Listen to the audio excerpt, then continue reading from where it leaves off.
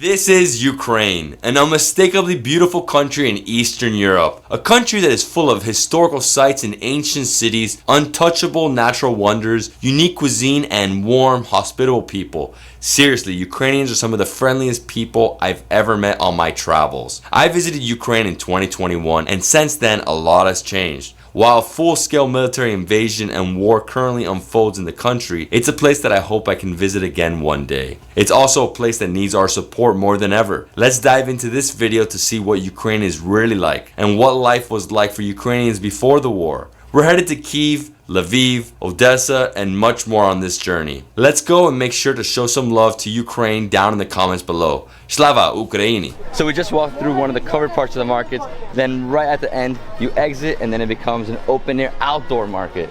So it's a mix, right? I didn't know it was like this. I thought it was more just that. Okay, so you have everything, right? Like you said, sandals. Here we have some glasses. So this is the more like the flea market area. Look at this, look at the bread here. Oh, okay. I might have to try one of these. Oh wow, everything looks so good. So we have like some, I don't even know what this is. Almost like baklava, right? Hello, hello. We got like a donut here. I guess I'll try it. My friend, I'll take one of these. Oh. Oh my god. Glazed donut, but inside. It's like some creamy marmalade. It's almost like dulce de leche. Yeah, same thing. It's too early. I need a coffee. Dobre utro. How you doing, my friend? Good? Good? So many knives. So he has, you know, like butterfly knives, huge knives. He has, you know, kitchen knives. What else he has? These are really nice. Can I see? Look good? Look at this one. Ninja. A ninja star knife. Ninja stars up here too. Really cool. So this one, it's like it sticks. What is this? Insane. So come here, buy a knife so he doesn't have to worry about you. Spasiba.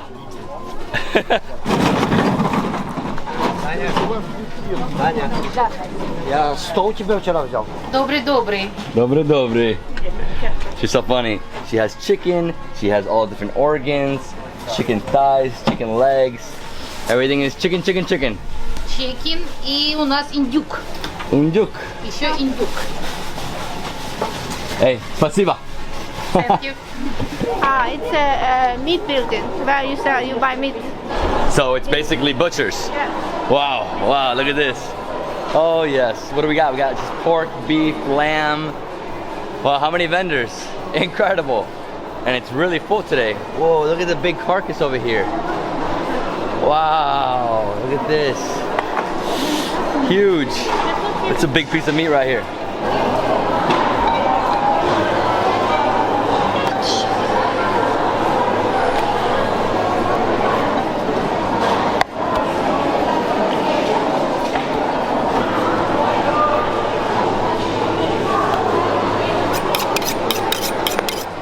Smells good, my friend. Oh, look at this. And she has like pig heads behind her. Отрезать кусочек? Давайте. Это вам. Покушайте нашего вкусного сала. Did she really just give me this as a gift? As a gift? She's too much. Спасибо. Вам еще приходите. Okay guys, so we left the butcher area and we're here at the cheese and, right, so it's all cheese, dairy, salami. So here they have a pastry. I've never seen one like this. I mean, it looks almost like an empanada, like a big like pie, a meat pie. And next to we have cottage cheese, infinite cottage cheese. Hello. My friend, you're so nice. Miami. Miami? У меня есть родичи в Miami. She has a relative in Miami? No way. She's letting me try some of the cottage cheese. Oh my gosh. Super. It's goat, right? Goat cheese? Is this cow? I mean, the flavor is so different. Fantastic. Умею на иврите. Вау. No, too much. Это я вам. Oh my god. It looks like just a massive empanada, a little different. Are we gonna really try this right now? So have a bite. Cabbage. Oh, super. Huge pastel. Not pastel. This is more a pie. Oh wow, so tasty. Oh, I love the cabbage. Breakfast of Champions. I love this market already. So good. Spasiba. Bye-bye. So here in this side of the market, like I said, it's all cheese, all salamis, you know, meat and cheeses and pastries like this. And really, the best comparison I got is probably like Cuban pastel. Usually they're filled with different meats. You know, sometimes they have guava and cheese. This one's just straight cabbage.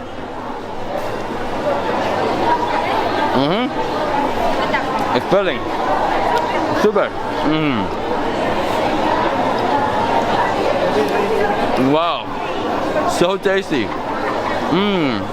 The super nice lady, her sister next to her is like, hey, you have to come over here to see this. I have a YouTube channel too, so she has a YouTube channel. This is her right here. You're awesome. She also makes some buns, besides cheese, some buns with powdered sugar. Ukraiński. Good.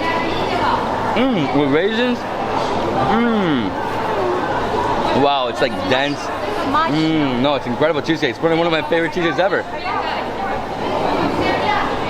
Oh. Nazdrovia. So on that side there's cheese, on this side there's cakes. This lady's super nice. She's been to Miami. So many different cakes. There's like tiramisu. That's like cheesecake as well. Cheesecake. This one is what? This is a Kyiv cake.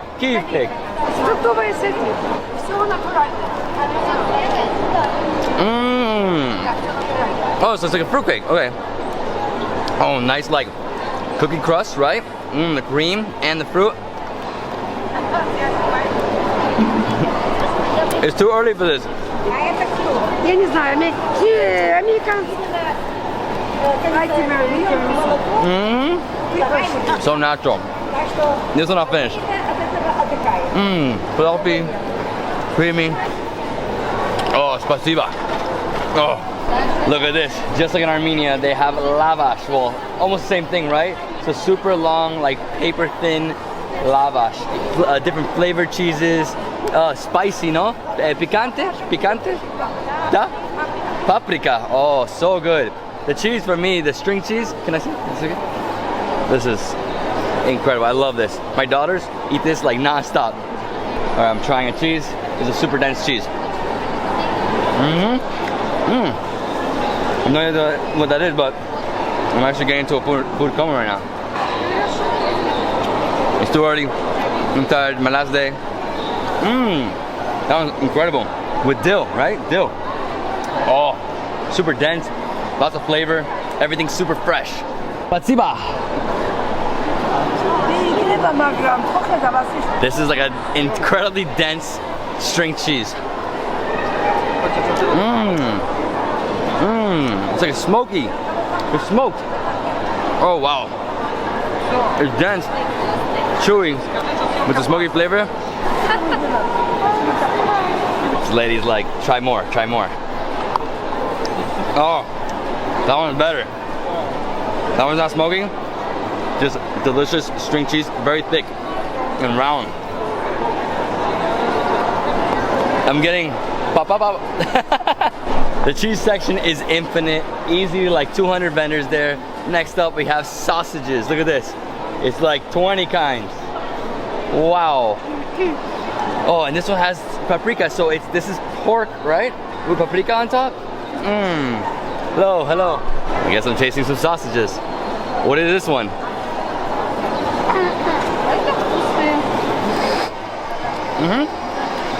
Same thing. Oh, this girl's going all out. Look.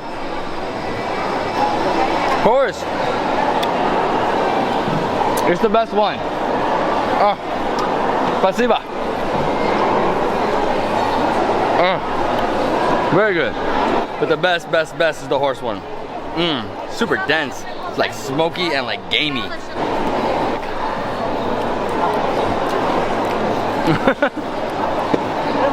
The best salad I've had.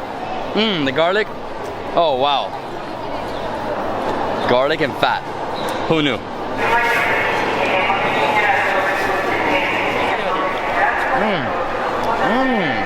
Spicy. And then I need to slow down with the salad. Pork, lard, non-stop. This is the best one. Same one I tried there. A little spicier though. Garlic and pepper on this one. Wow. Spasiba. More horse meat. So good. I never get that gamey texture ever in my life. Spasiba.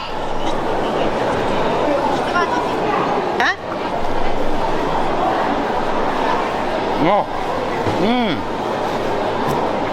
The flowers in that honey. Wow. So we got here to the end of this area, and you have a few honey vendors. She has like 6 different kinds. She has the honeycomb right here. Over here she has some honey like vodka, honey vodka. Yeah, that's what it is for sure. That stuff's good. That stuff's really good for you. And this honey I just tried was like super thick. Same time it was super flowery. There we go, honeycomb. This is, oh, my addiction. That's the best thing ever. Forget the regular honey. Have it as a honeycomb. The whole thing. Just eat like that. Wow. Boom. 250. Buy their honey. Their honey is the best. And if you want to also get some of this super, super crazy honey vodka, I'm good with that though. The honey for sure. Spasiba. To be honest, I couldn't wait to get out of there because I just ate way too much between the pork, the horse, oh, the cheese, the cakes. Whew. I'm like sweating of how full I am. And now we exited the market, and this is more like a flea market here, right? And here they have coffee. You want a coffee? Yeah, I need a coffee. Coffee and a water. I need coffee and water. Кофе, я поняла, какой? Американо. Americano, americano. With sugar. No sugar, no sugar. Yeah, that's Need a coffee to wake up. It's way too early. Also to clean, you know, my mouth, my palate. Thank you. Spasiba. І вам. Дякуємо. This is not a flea market, sorry. You know, let me correct myself. This is all new clothing. You know, flea markets are used clothing. And this gentleman right here across from the coffee. You good, you good? One of the first Cossack guys had this, right? That was his power, right? This is what he used. And now the president has it as well. So it's like the symbol of the country. I bought mine already. I might buy another one if I find one that's cool for a friend of mine. But yeah, here he sells, you know, everything's made of wood. He has spoons, he has boards. Look at this board. The apple, really beautiful. He also has embroidery, so this is like more like table runners. He has the hat. This is Odessa, right? Because you guys are port. Ah, it doesn't fit my head, it's too small. Wow, I love your stuff here. So if you want to, you can come buy some boards, buy some you know, other wood carvings, and then embroidery. Oh, and these hats? you go to sauna, like Finnish bath, where it's very hot, and you put it on your head. Spasiba.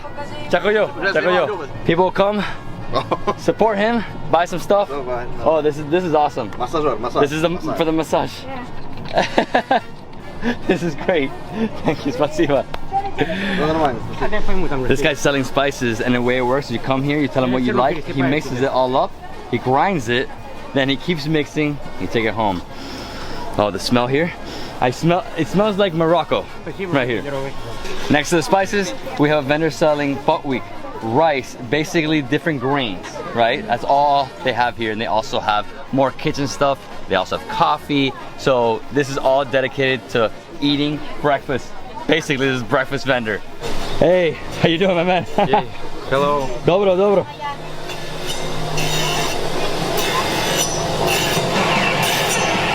This is where restaurants come to sharpen their knives. So they bring their knives here, and this gentleman just sharpens them. That's awesome. That's cool. Woo!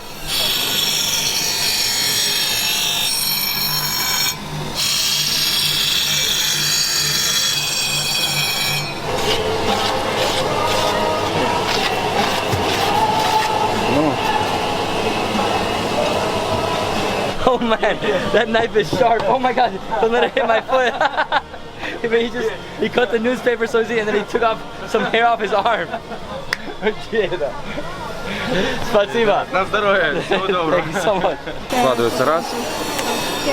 This is the president. Because they say people are pickpocketing. Gotta be ready. I'm messing with you, I'm messing with you. As soon as you get to where the knives were, this is the vegetable market. So it's open air, huge market area. It's like almost like candy, right? I know. With walnuts, okay, yeah, so each one's different, right? Because the color, so different taste. And then over here she has dried fruit. From the juice of the grapes. The juice of the grapes, okay. They are boiled long time and become very thick. Then they take a thread, threads of walnuts and put it into the juice. So it's basically like they put it into like a syrup and they put it out and it becomes hard, it hardens.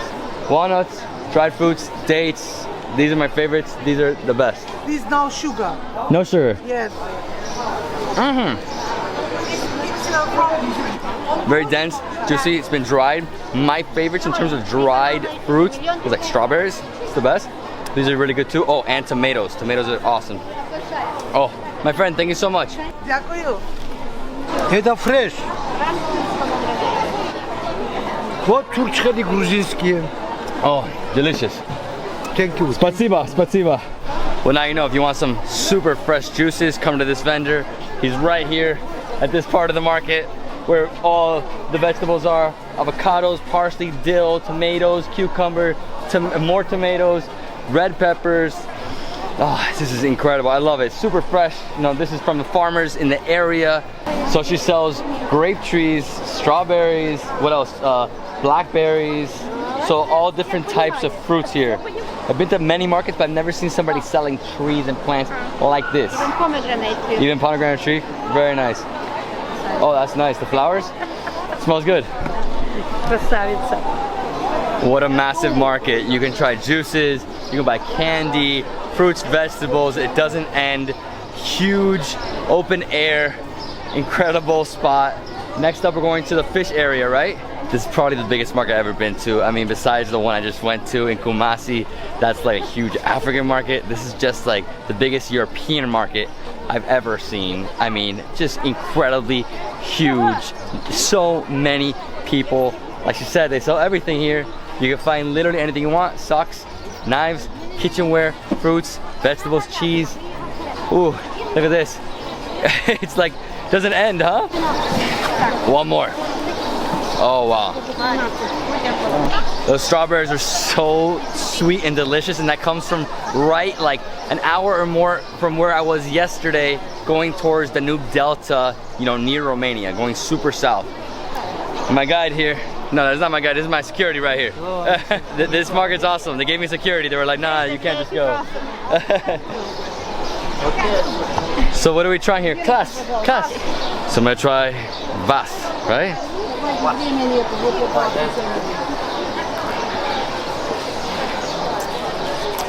So I don't drink Coke, but it has that feeling, Coca-Cola. But it's not. This is just made out of bread. Rye bread drink, super dark. It's like a little bubbly, right? Really refreshing in this heat. Right now it's hot. Like it's starting to get really hot here. Odessa the past few days has been cold and wet, but today's hot. Ah, spasiba. Oh. Okay, so we finally made our way through that entire area of the market, and we're gonna walk through this small alley to the fish market. Finally, we've been talking about it for like 30 minutes, but we don't see any fish yet. So this is the fish market. Smoked fish, raw fish, frozen fish. Smell. Beautiful building. Love it. Incredible, the architecture. A bit of cheese up there. Some cheese up there too? Okay. This is a woman, she sells special, that's a fish from the Black Sea. She was a character from the novel. Then they make that novel into a movie, and she is very famous because in the movie she sings and shrieks, "Bычки, bычки, bычki" is the name of the fish. Very loudly all the time. In terms of fish, you have everything. You got shrimp, you have these weird looking fish. I've never seen a fish like this. It's almost like a long, similar to an eel. What is that? Crazy. All the fish over here is on ice. If it's on ice, it's fresh, fresh, fresh. The rest of it over there is like salted, smoked, or frozen, okay?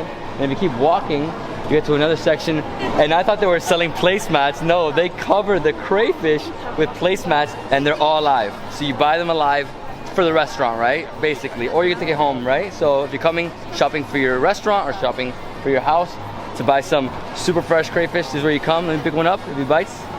Crayfish. If you want crayfish, come here and buy from her. Oh my God, they're like escaping. Cover it, cover it. So if you're staying in Odessa for a few days and you're gonna cook and you wanna get some seafood, come here. Super fresh, right? You can come here every single day starting at 7 in the morning. We came here around 9 because she was saying at 9 it gets like really pumping. And she said because of COVID times it's empty. Usually this you can't even walk. And there's a wine shop over here. We're gonna see if we can try a little bit of wine. It's too early. I'm really good at math, but that was bad. White. Wow. It feels almost like champagne, this one. A little bit of bubbles. Nice. Dry. A little fruity. Not so much, not like the pomegranate.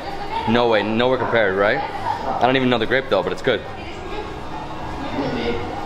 I could drink this early because I ate a lot of food. Thank you for the good wine. Spasiba. And that's it for the Privos market, the biggest and oldest market in Odessa and one of the biggest in Eastern Europe. What an experience here. Going through the market is like sensory overload. They have everything you can ever want here except a bomb. That's what Natasha said. It's a really funny joke, but to be honest, it's true. They have fruits, vegetables, fish, meats. I mean, you can go through the whole thing. It's really expensive. And this is the one place you have to visit in Odessa. I highly recommend it. Hi, David. How you doing? Everything good? Great, and finally happy to welcome you in Kyiv. So what are we doing today? We are mixing the attractions, but as well we're going to experience Kyiv not only by food, but by tasting it. That's a very important thing to feel the connection to the place. Touching it, smelling it, listening to it, all around. And behind me, this is the city gate, one of the city gates, right? And this was built in the medieval times, like 9th century Viking Rus? 11th century. 11th century, okay. Pretty close. Made of gold, but main, that's what gold. So we're gonna walk around right now and then we're going to 100 Rokiv, right? 100. Rokiv, 100 Rokiv tomu vpered. It's actually the game of words. We are mixing the history, but nowadays as well, and this is 100 years forward. Okay guys, let's go explore Kyiv. Also exploring Kyiv routes, we go all the way down to the very bottom. For the routes, there is one of the most beautiful metro stations, also called Golden Gates, just because of the monument here. And we're gonna see it's one of the 12 the most beautiful stations in the world. And what we see, it's the mosaics. Better to see with your own eyes than to speak, so let's go. Let's go. Yeah, in case you've never been to an ex-Soviet country, they have a lot of these beautiful metros. So this is very deep. Yeah, but because it's very deep, it's 102 meters deep. They put 2 elevators in order to reach the bottom level. Oh, Here's wow. one, and there will be another one. This is crazy. This is long. That's why it goes pretty fast. Yeah, it goes really fast. Let this guy pass. Yeah, and I was trying to tell you earlier, like ex-Soviet countries, they have the most beautiful metro stations. Yeah. In Tashkent, Uzbekistan, super pretty. All of them. Every single station was built like this, you know? Stations are like palaces for common people. Exactly. Awesome. So this is like the second level, and as you can see, mosaics, right? But we're gonna go deeper down into the metro station. Whoa, it's so deep. So deep. And this is it. This is awesome. Yeah. Wow. They always built like this, right? And lots of pillars. The inside, underneath everyone, you have the history of Kyiv Rus, the very first Slavic state, and the very first princess, Vladimir, Yaroslav, all of the main historical ones. Every single ornament, there are like more than 50 of them. They are all different. None of them repeats another one. So as you can see, it's lit up. Right here we have different mosaics, right? So every single one is different. Every single one. Incredible. And when was it built? So Soviet times. 1989. 89. So let's get out of the metro station and let's go explore the city. To the surface, yeah. So who is this guy right here? This is Prince Yaroslav the Wise, the Kyiv prince who built this gate. He fortified the city because the gates were the part of fortress, and Kyiv, like every medieval city, was surrounded by the walls, high rampart and the deep moat behind. So we are right now on the line of the rampart. He is actually sitting and protecting the gates and the city. And if you guys don't know, Kyiv was founded by 3 brothers, 1 sister, and one of them, his name was Kyiv. Kyiv. Yeah. Okay. Hard. You say Kyiv, it's somebody's, like the city of Kyiv. Okay. Kyiv in Slavic language, in the Ukrainian language. To get to the restaurant, we have to get in the car? It's walking distance, but to save time, we need to get the car. We are right now in the very historical center of Kyiv, but in Kyiv, historical center coincides with the contemporary center. Reminds me of a very colorful old towns that you see like in Poland, in Hungary as well. You know, the colors, right? Pink, blues, 5-6 story buildings, so like mid-rises, not super high here. Obviously, historical centers, it's gonna be lower, right? And behind us we have the cathedral, right? And we'll go there later. Let's go eat some Ukrainian food, timeless Ukrainian food. Добрый день, my man. How are you? Everything good? I'm good. Perfect. Pleasure. Me too. I'm excited, man. I'm excited. I need to wake up. Today I'm tired. After 24 hours of traveling, you're jet lagged, you know? It's so lungo. Budmo. Yeah. That's the word. What is it? Budmo. Budmo. Yeah, with espresso. Don't worry, just say Budma and turn around. That's good. Very nice coffee.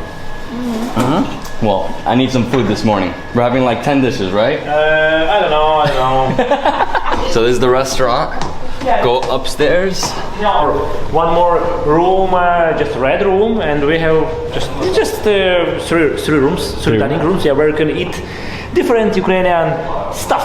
People usually when eat Ukrainian dish, even Ukrainians, they're a bit crazy. They, are you sure that it's Ukrainian food? I say yes, that's Ukrainian food, and people say, oh my God, we thought that we know about Ukraine, and I say no, you know nothing about Ukraine, and that's all. I love this guy, he's too funny. Okay, my man, you brought out so many dishes. I think we have like 9 dishes here. 9, maybe 10, maybe 11, I don't know. It's everything what was eatable in my kitchen I bring here. So here I like some of old traditional Ukrainian recipes, but like renovated. But a lot of dishes here is about my creativity. So you will try my creativity and you will try a bit of Ukrainian traditions. And I think you will open the Ukraine for the world, because everyone thought that in Ukraine, the same as in Zimbabwe, you know, there is a nice country, but what they eat, nobody knows. Because most people, what they know is borscht soup. Yeah, it's like that's the most. That's the most like traditional. We will try it in the end. So how do I do it? Just like this? Yeah, just this. Just you can bite by bite. If you don't like, I will give you just drink, because it can be very specific.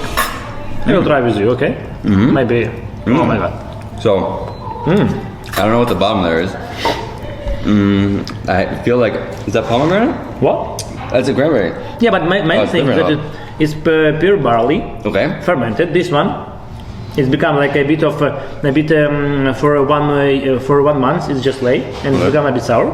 Yeah. This one is salo. Have you heard about salo? Salo is like a fat of a pig. Yeah, you know. Okay, yeah. Bacon, but it's kind of bacon. You but guys love your pig here. Yeah, we love our pigs.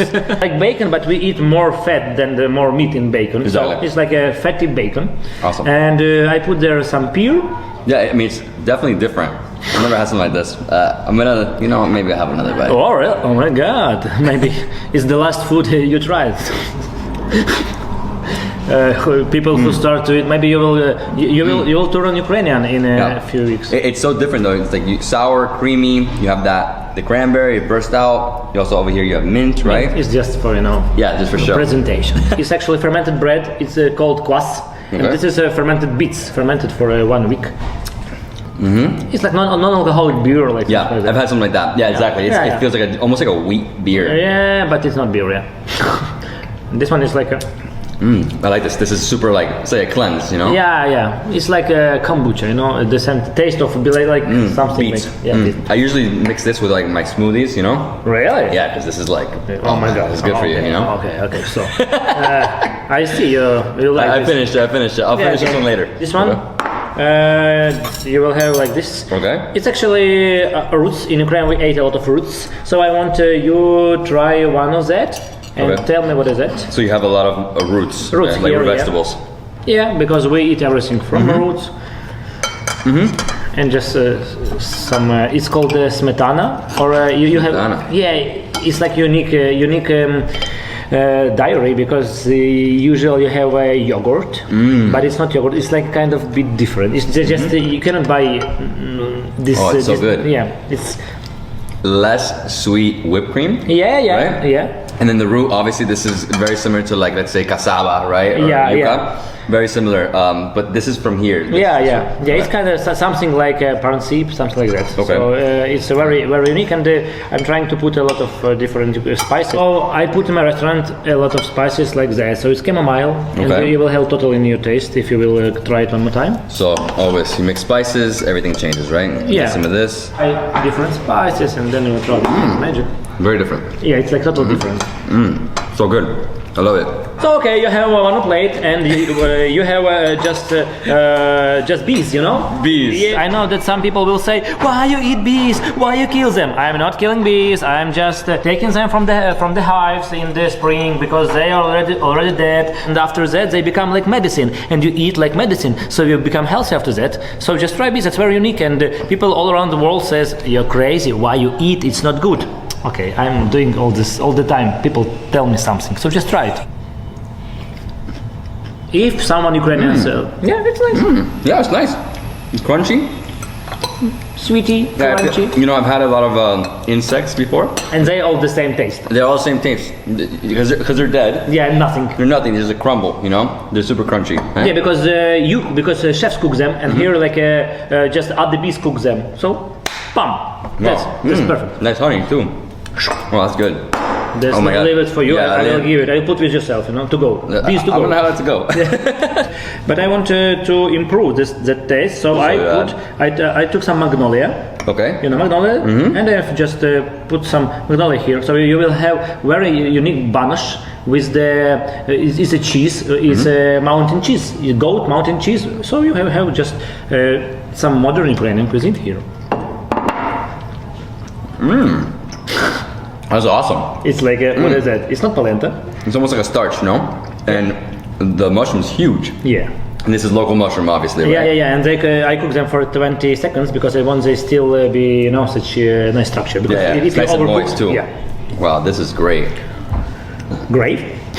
It's grape. Oh, it's nice grape. Grape. Like polenta. It's polenta's sister. Yeah, it's brother of polenta. I feel you. Okay. So we have in tradition we eat a lot of meat and a lot of herrings because we have like some guys who was traveling from the sea, from the south of Ukraine, and they was selling the salt, and they caught a lot of fish, and they put this fish in this in between the box of salt, and this become like a herring. It was herring, and they combined all together because now it's crazy. Why you eat meat, fish? I don't know. And like 500 years ago, it was okay. We have meat. Okay, we have fish because we need to eat. You know? We have to eat, right? That was a bit different. So, and it's like just I found a few recipes in old books, ancient books, and I combined that. So you have just a beef loin with the herring, some apples, and some carrot puree.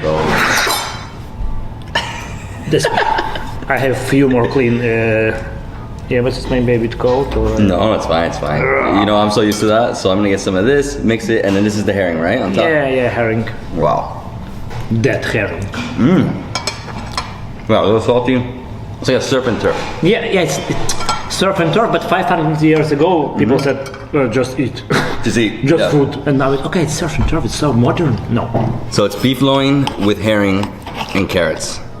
Great combination. I've never had a dish like this. The saltiness of the herring, and then, you know, mixing with the carrot puree. I think it's a good combination. Yeah. You have everything. Salty, sweet, juicy. We cook this. We have we have wild oregano. It's called materinka. It's like some. So wild oregano. Okay. Yeah, it's kind of wild oregano, and we put wild oregano here. We put kvass. This one kvass. We put here actually, and we cook it in our. We have wooden oven for like 12 hours. After that, you take it out, and you have we have old bread, like a 5 days old bread. That's not the oregano. Yeah, it's not oregano. No, I was gonna say it's super green. It's like it's like just because I want your eyes eat the dish first, and then you put that old bread, this crumbles of old bread in the sauce, and it becomes thick. So the old bread is thickness of the sauce, you know, thickener of the sauce. So it's kind of nice technique I found in the books, and now we have just very nice ribs with this wild oregano and some sweet sauce. Pork ribs. Yeah. Yeah. Like how you said, you eat it with your eyes first. Yeah. Right? You join me? You know how? Yeah. Let's have a rib. Yeah. Oh wow. That's slow cooked, huh? Yeah, slow cooked, but it's like, you know, it's not like just US ribs. It's like totally different. It's just maybe the same ribs, but it's cooked in a. It has like combination of bread, you know, it's bread taste. Bread. I love that. Oh, it's so different. Nice and juicy. Yeah. Like extremely soft.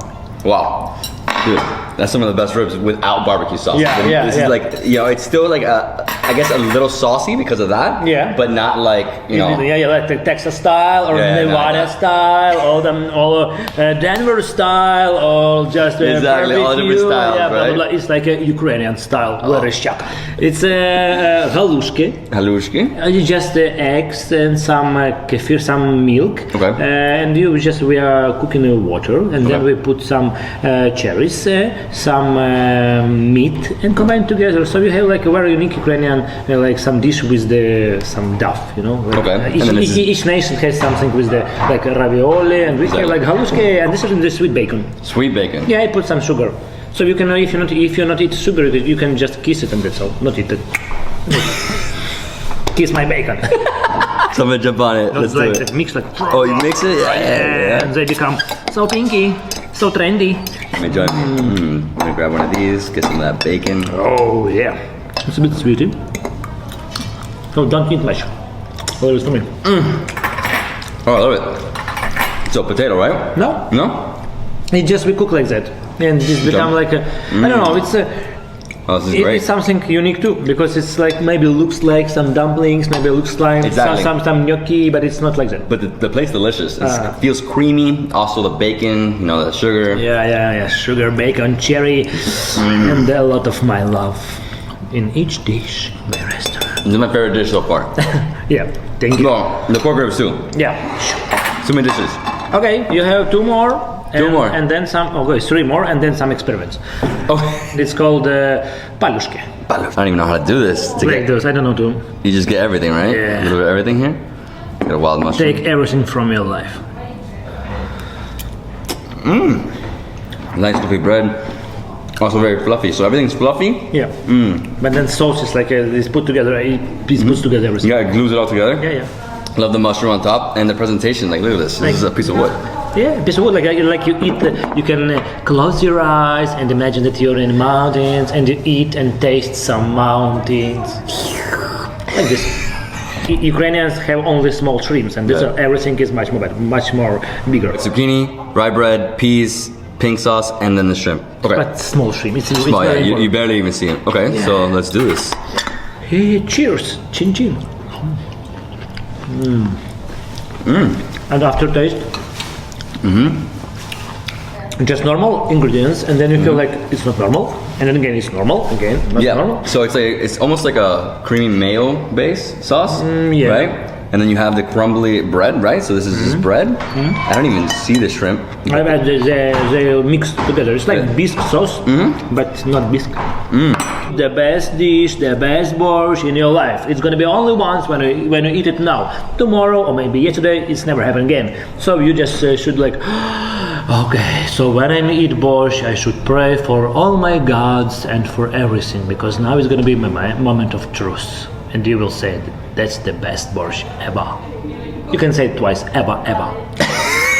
This one is spoon, this one is borscht. So combine together and then add some mouse. Oh wow! So what's inside the borscht? So actually there is few main ingredients. One is a bit of plum jam. Second one is our wooden aroma. Then taste of that bit kvass and just a lot of beets. So it's like a soul of our main product is beet. Yeah, but beet.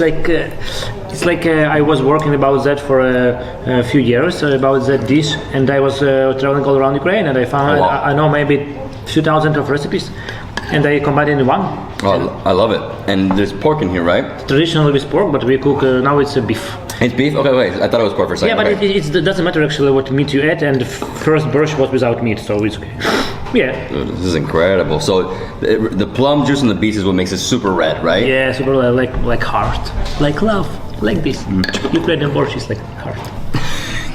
And obviously, you guys eat this mainly. Well, in winter months, this is what you need, right? Something like a hot soup. Yeah. But really if we eat it all year, but in winter we eat more tough soup, and if we have spring, we add more veggies, less meat. Don't eat our borscht like zombie. Hey, dude, this is my borscht, not yours. My borscht, not mine. we can kill each other because of borscht. One more things, I want you to try this one. Right. Because in Ukraine, it's like a sprouts. I don't know. It's like tiny sprouts of blackberry, black currant, and you feel. It's like a little spicy. Yeah, and almost like a black pepper. Yeah, but it's not. There is no black pepper, and Wow. it's become like we put it on vodka. Have a very nice drink. Okay. Yeah, and I just want without vodka, you try it. It's just like a dessert from the baked apple. With some apple cider. I love this. But because wait. It's super juicy and moist. It pops out. No, what are you gonna do? Yeah. Don't worry, you can eat it. But what I will do, I want just to show you that we in Ukraine we are not just we eat something. We can be a bit creative people. So this is a fork that you made a little hole here, and you can add anything you want, any type of smell, right? Yeah. So there's lavender oil. So we just. So if you have expensive truffle, you can put truffle there, but not there, and you will feel like it's in there. Yeah. Okay. Oh, look at this! Dude, this is like so it's a baked apple with on the outside. And some cheese, some white. Right? Some white. It looks like a cake. No, of baked apple with some chocolate and some cream. So creamy. Yeah.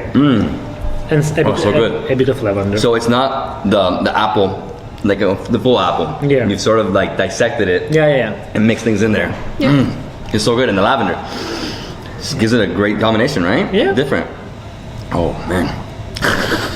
Good food. Yeah. But jet lag and food coma is hitting me. It's perfect combination, jet lag and food. And when you bite, the smell. Yeah. That's so cool. I've never seen this before in my entire life. Yeah, but there's some magic, and I have a lot of such different things because I want to go further, not just like a cook nice food. I want just to show the real taste. The senses, everything gets a feeling, right? Now it's the season of tulips. Okay. Tulips. Yeah, and I dehydrated them. I put a lot of spice elements, and it will looks like the Scoville system about the red scorpion. Yeah, dehydrated tulip with spices, looks like a rock, almost like chocolate. Yeah, but it's gonna be very hot.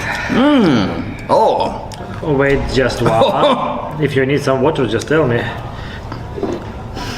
Oh yeah, I told you. We have something. Oh, that's like. Oh, it's one of the spiciest things I ever had, man. Yeah, you told me that you said that you're Spice Man. This is dehydrated tulip with spices. Yeah, I told you. It's a bit. Oh, it's gonna linger for the rest of the day. Yeah. Just wait, maybe 2 minutes is gonna be. No, I'll get some more of this. Yeah, eat. Wow. Yeah, it's okay. It's gone now. Oh man, but you feel it like everywhere. It tingles. Yeah. It's like ant. My pleasure is when my friends come from a restaurant, go home, they still feel that they was in my place. So I'm trying to put the atmosphere of restaurant in your mouth, and you will go like maybe 1 hour, so you will feel still. Yeah, you're like, oh my god, I was at that restaurant. So, I'm gonna feel this one for a while. Yeah. That's spicy. Yeah, sorry. You told me that you use spice. I like spice, but damn, that's crazy. That's crazy. Enjoy everything you want, please. You made a very nice mistake. You told that borscht is a soup. Basically, in Ukraine, nobody says that borscht is a soup. Okay. Borscht is like a totally different something. So it's like a stew. So it's just borscht, and that's all. So you're crying now because you made a mistake. I made a big mistake. Wow, lots of food. Really interesting. Everything was super diverse. I mean, from flavors and textures to like bees. Crazy, right? Bees. You like the bees the most, right? Yeah. Got the magic bite. So where are we going next? Actually, while we're here, it's 100 years back forward, the name of the restaurant. But now we are at the place where Kyiv was found. So we're gonna touch the very, very roots of Kyiv. Again, if stones could speak, or I don't know, these historical layers, when you touch them with your feet, you may feel like they are scratching you from the underground. Because everything started from here. Over here you see the red bricks in front of us. They are put on the foundations of the very first palaces that used to be on the top of this plateau. So these bricks obviously aren't from the ancient times. They're not 1,000 years old. They just put it here so you know that this is old Kyiv Hill. So this is the ancient city, you know, over 1,000 years old. And you go over with a car and it's like, you're in the old city. And over here to the left, we have a plexiglass, and under it, we have some, basically, what is this, like treasures? Oh, there's some swords, some axes, and this is from one time, so relics from the past. The artifacts of medieval times and the memory of the ancestors. Some people say that in the night, under cover of the night, the ancestors come out from the underground and you can meet them here. Don't tell me that. So we're gonna keep walking this way? View, admire the panoramas, because if describing Kiev with one word, that would be, or with one sentence, that would be the city of panoramas. Kiev is the city on 7 hills, again, like all holy cities, like Rome, like Jerusalem. So Kiev, and one of the main hills, it's this hill where everything started. And obviously they always chose a hill, so they had a lookout point to defend themselves. Place where princes lived, so we can feel ourselves right now like noble, like royalty. guests, royalties, right? And the common people lived at the bottom. This is from where Russian land has started. They put this symbolic stone in order to symbolize that this is the beginning, the roots of all Eastern Slavic people. Back then it was all pagan lands and multi-god system, but back to the 10th century, 988, it's an important date in our history, and Prince Volodymyr, who adopted Christianity as a state religion and built this very church, he ordered 10th part of his income to give to the church needs. That's why Thesis Church. It was destroyed later during the Tatar Mongols invasion in 13th century, and we have only the ruins of the church left. And this is St. Andrew's Church. So who's St. Andrew? St. Andrew, one of the 12 apostles, he traveled here to preach Christianity, stopped here for the night and blessed this land to become a beautiful city with lots of churches in it. And we've got city of Kiev, and we've got St. Andrew's Church. So how many churches are there in Kyiv? Whoa, like around 200. Too many. No, but I love this. I mean, very colorful, and this is not Orthodox, right? This is something separate. It's a Christian Orthodox, but separate, yeah. Separate confession. Yeah, it's a monument to a local story that happened right here in this area, in front of St. Andrew's Church. There was a guy who was a poor barber, but he wanted to solve his financial problems by marrying the rich girl who was not beauty at all. At the same time, he fell in love with the beautiful girl, but that one was poor. So he gave promise to marry to both of the girls. At the end, his plot was revealed, he got nothing. And the story over here teaches you a lesson, and also is kind of a thing that prevents you from any... like bad juju, I guess? These situations. There is the bug, and for the girls, in order to be safe from such men who can be not honest with you, you're supposed to touch the bug. So there is also a ring on the girl's finger for the men to be happy with their beloved ones. I'm supposed to do this, right?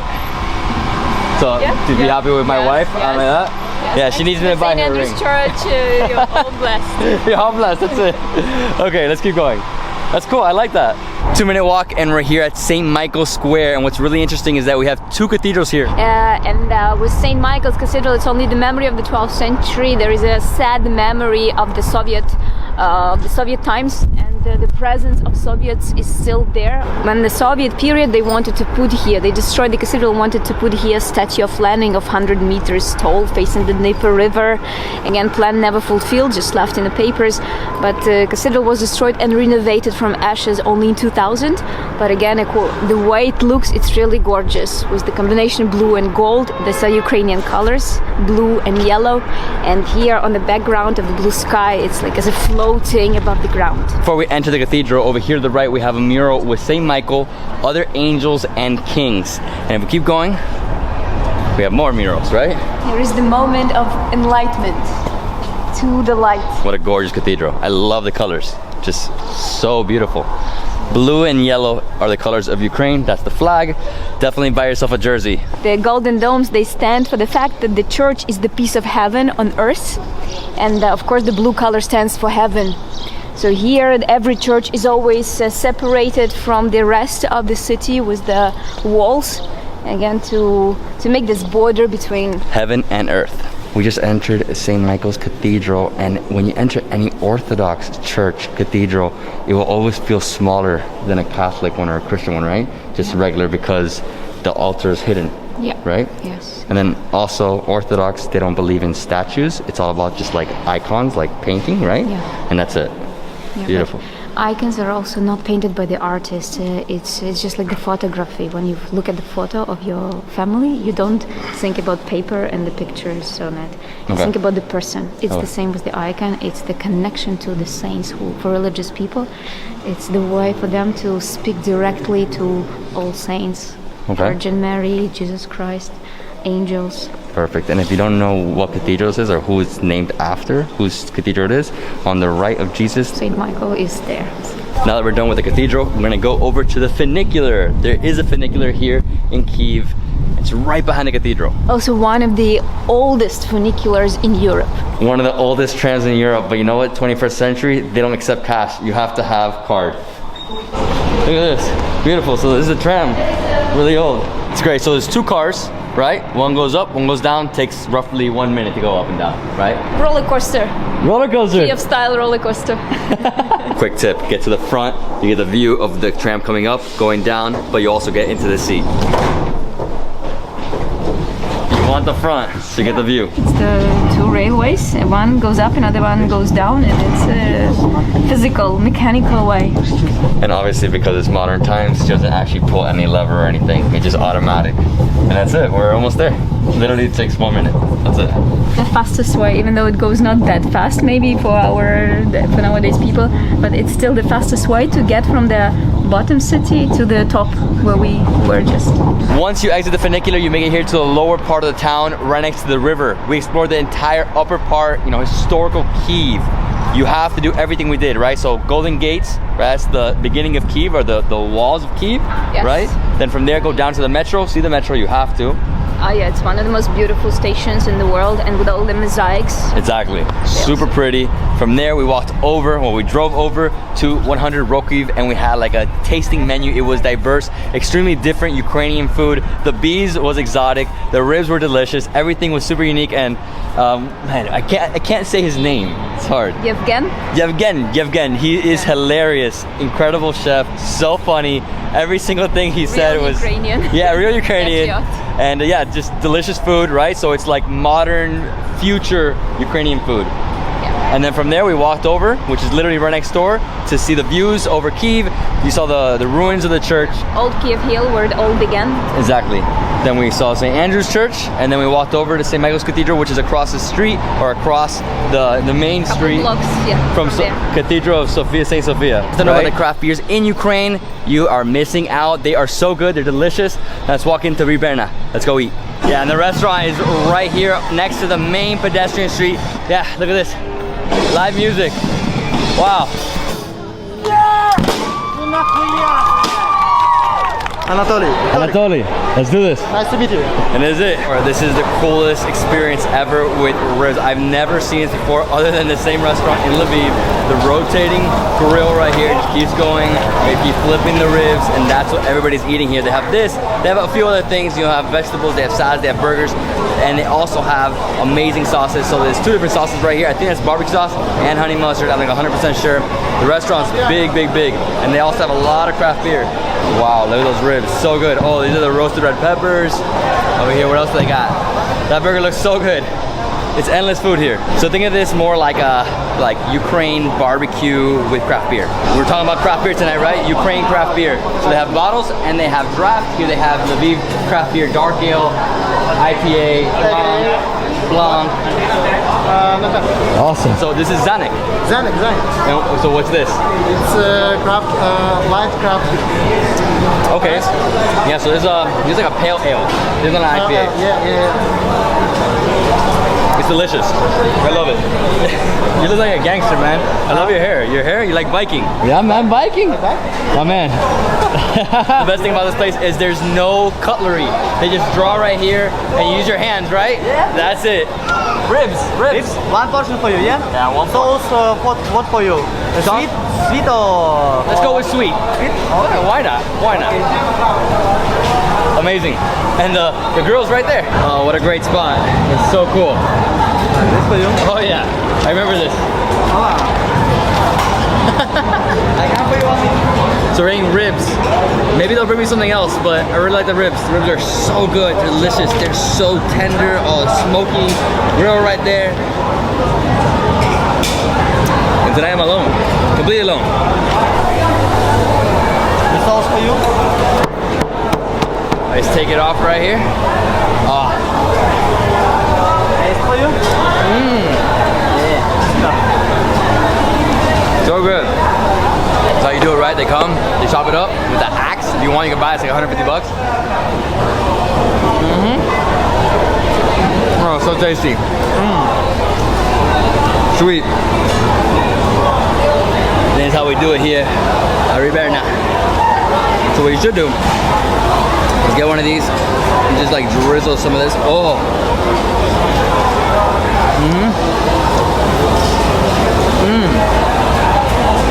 It's like a sweet and sour barbecue. Oh my god.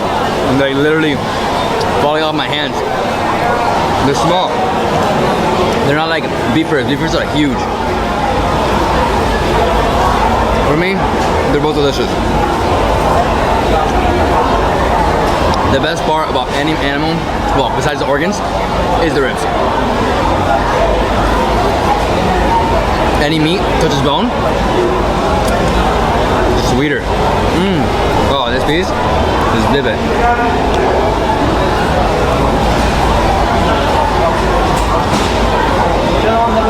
I'm so happy right now. Everybody's so nice here. Obviously, they treat me like VIP, right? I'm VIP.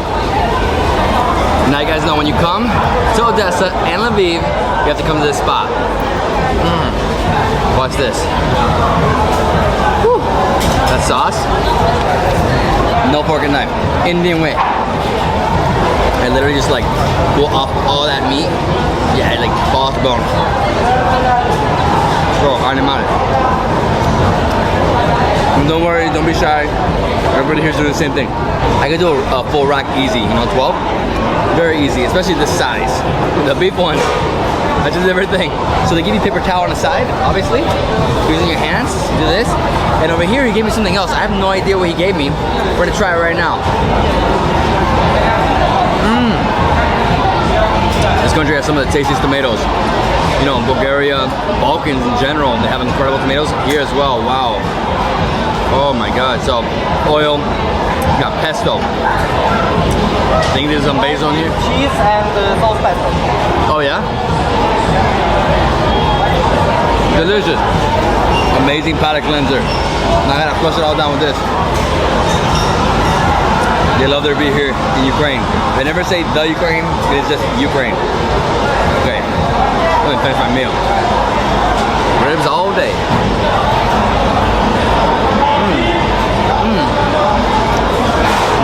This is potatoes with grill with bacon and eggs. What's your name again? Igor. Igor. Yeah. Last time I was like on a food tour, so I didn't go crazy with all the food. This time, I'm going to one spot to eat, the next spot to drink. Just like dip this.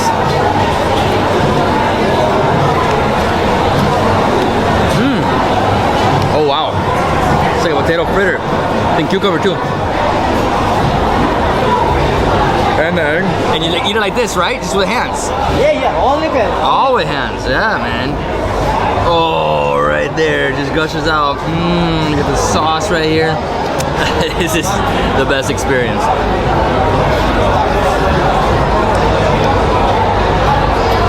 Oh my god.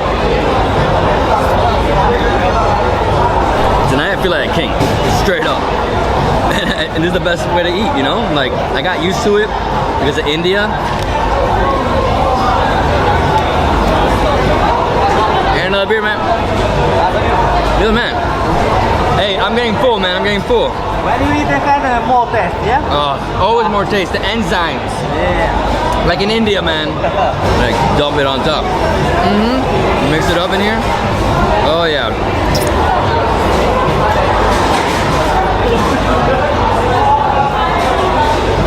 Oh my god, these guys are too nice.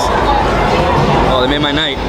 I was a little nervous outside. I was like, what's happening? Where are they? And they're like, come in. Oh, potatoes, cucumber, tomato sauce, and egg. My jam right here, it's almost like a Guinness, like a milk stout. So good, so creamy. Hey, budmo. To riberna. It's not ribs, it's riberna. They give you an entire roll, man. A huge roll. They have to. Your hands get super sticky. Obviously, mixing all this food. Obviously, once you're done, you go to the bathroom, you wash your hands, right? But cheers, budmo to this incredible restaurant, Riberna, on the main strip. So good. Oh, done. This place is great for families. It is awesome. Look, families everywhere here. Obviously lots of couples, lots of friends. You can sit outside, you can sit inside. I suggest sitting inside where I'm sitting. There's only 2 tables here, looking directly at the grill. I can stare at it all day. I'm in love of watching food being made. Yeah, the beer, I'm gonna finish this one. I'm gonna leave that one because I'm going to another beer place right now. Woo. Oh. This is my jam.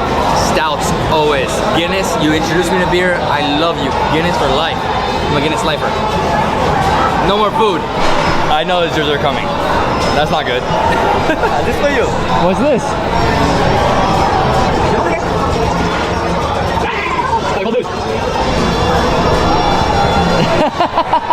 Somebody else has to win, dude. This guy's the man. Again, thank you so much. Thank you. I'll see you soon, okay? We're exiting in a secret way. Let's go to master room. Yeah. We got a VIP escort here. Yeah. And this is it, Mash Tap Room. Let's go inside. Andre. Hello, I'm Andre. This is a Mash Tap Room. That's a really cool craft beer pub. We have 12 taps, more than 100 different bottles and cans. So I really would like to see you here in the next couple of months. Cheers, guys. All right, guys. So we're gonna see what we try. Maybe something on draft. Yeah. What do you have? You have anything dark? You want to try it with something dark? Oh yeah, man. I like dark. What is this? It's a chocolate stout. Basically, it's milk stout with the addition of chocolate. I hope you will enjoy it. Is it chocolate stout? Man, it's like a brownie, a melted brownie right here. And it's light, right? Not too high in alcohol? It can't It's like be 7.5 ABV, Okay. something like that. So it's not too light. Good. I think half a pint is really cool to drink. Full pint is gonna be a bit difficult. Yeah. But still, it has a really nice body, lots of malty, caramelly, brownie flavors. Exactly. Really filling though. You drink 2 of these and you're like, ugh. So he has 9 Ukrainian beers on tap. He has 2 other ones that aren't from Ukraine, so international beers. And then he also has international beers in cans and bottles, right? Yeah. And some of the best. One of them from Estonia, he said. Yeah, like the Pohjala, it's a brewery from Estonia. They're like the top brewery in Estonia, and also they have they're one of the breweries that are like in top 100 trade beer. So like top 100 breweries in the world. It's made with marshmallow, pomegranate, and blackberry. So basically a pastry sour beer. Yeah. So it's like a liquid ice cream. Like a sorbet or something like that. Wow. Yeah, so sour, at the same time, like sweet. So marshmallow, right? So, Yeah. So they added marshmallows to the tank. that's crazy. It's almost like a sour marshmallow explosion. I don't even know what to tell you here. It's like a little fruity. They're not too sour. They've had sours. They're like almost like orange juice, you know? This is great. I would say that's the best brewery in the Ukraine right now. I mean, they make the best IPAs. They make the best New England IPAs, the best stouts, the best sours. And they're amazing. And it's called 10 guys. 10 men. 10 men. The name. My guys, 10 men.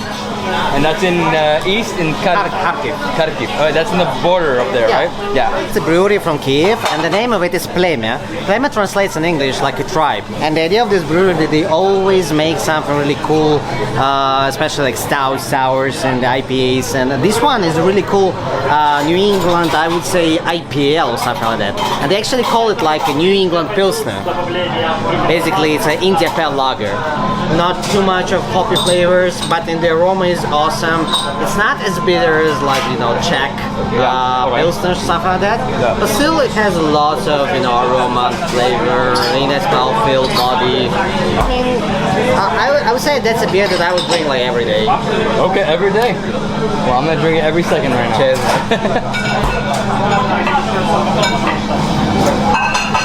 Whoa, different. Yeah, man. So I do feel like it's more like the Pilsner Urquell, you know, but with hops. Yeah, and the hops here are more flowerish, like tropical, and not really, you know, like grassy. Yeah, it's not like the hops like of an IPA where it's like dank, you know, like super doubles and it's like too much. This is great. And they also have an incredible menu, so you can come here and eat as well. It's a gastro pub, right? So you can try blood sausage here. You can try smoked broths from Scandinavia. You can try some tacos, or you can try fried cucumbers with chili sauce, peanut, and honey. And that's what he's making right there, right now. Yeah, he's in progress. I swore I wasn't gonna eat any more food.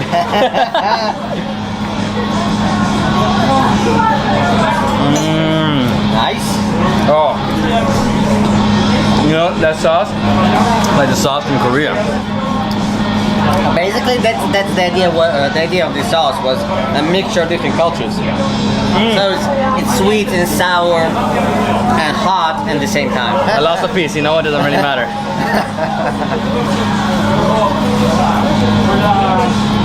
Not done. It's not done. It's not There's done. There's a little sip. You never leave your beer unattended. It's a triple IPA. Most people don't know about triples. That's basically the Imperial IPA. No? That's actually not Imperial. It's a double Imperial IPA, I would say, because it's 10.5% ABV. Ooh. It's a double dry hop. It's really hazy, nice, lots of hoppy flavors, lots of tropical, grassy, jointy, you know, flavors. Danky. Danky. Nastrobi, budmo. Let's go.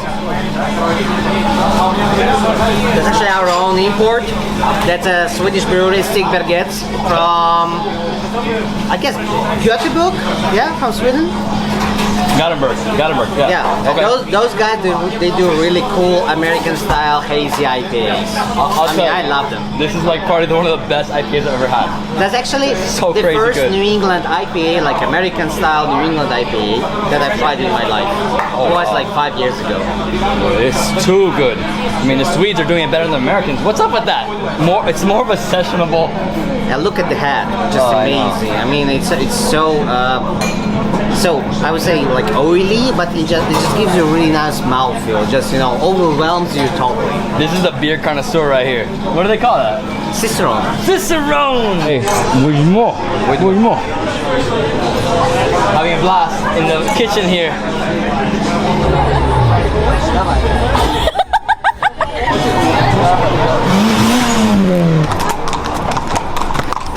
What are you girls doing? Crazy. That's it, guys. What a tour. My God, I am full. Too much beer. Hey, good morning. You ready for Ukrainian breakfast? I think so. I need a coffee. My friend, how are you? Everything good?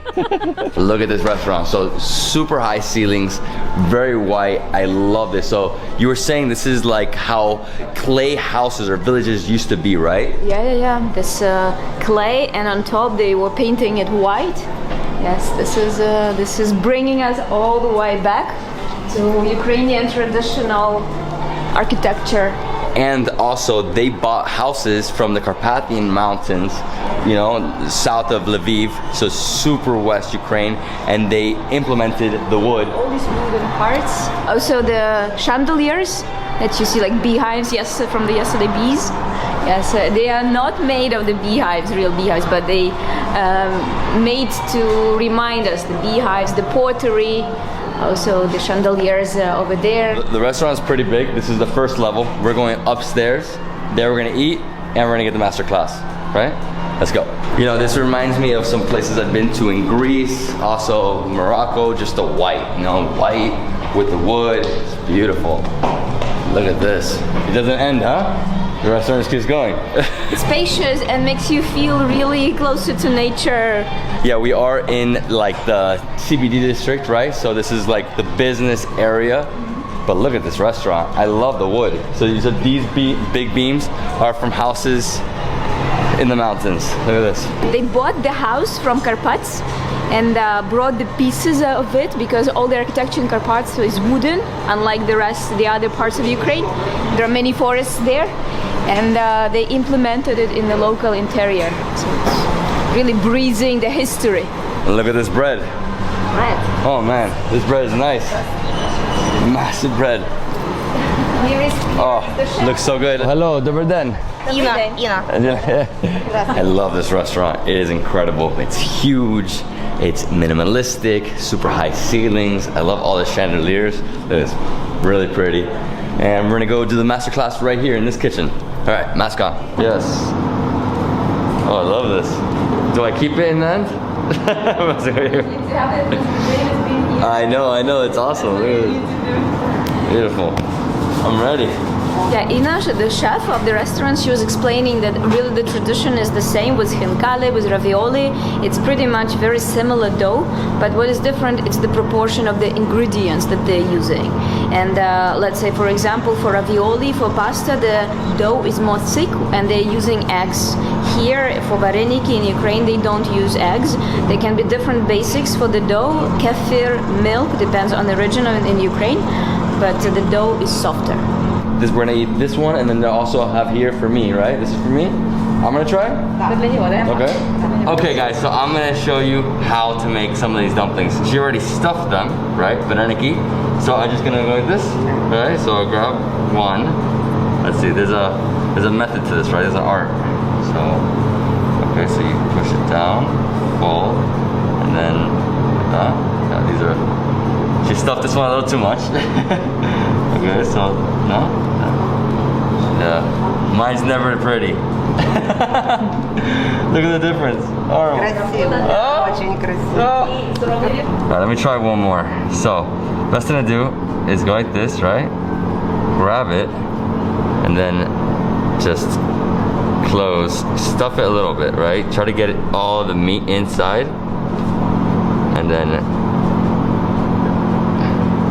I'm not the best at this. I'm not a cook. This is not my forte, but it's okay. Really bad. Очень красивый. It was Лучше уже. okay. Well, you think good? I think horrible.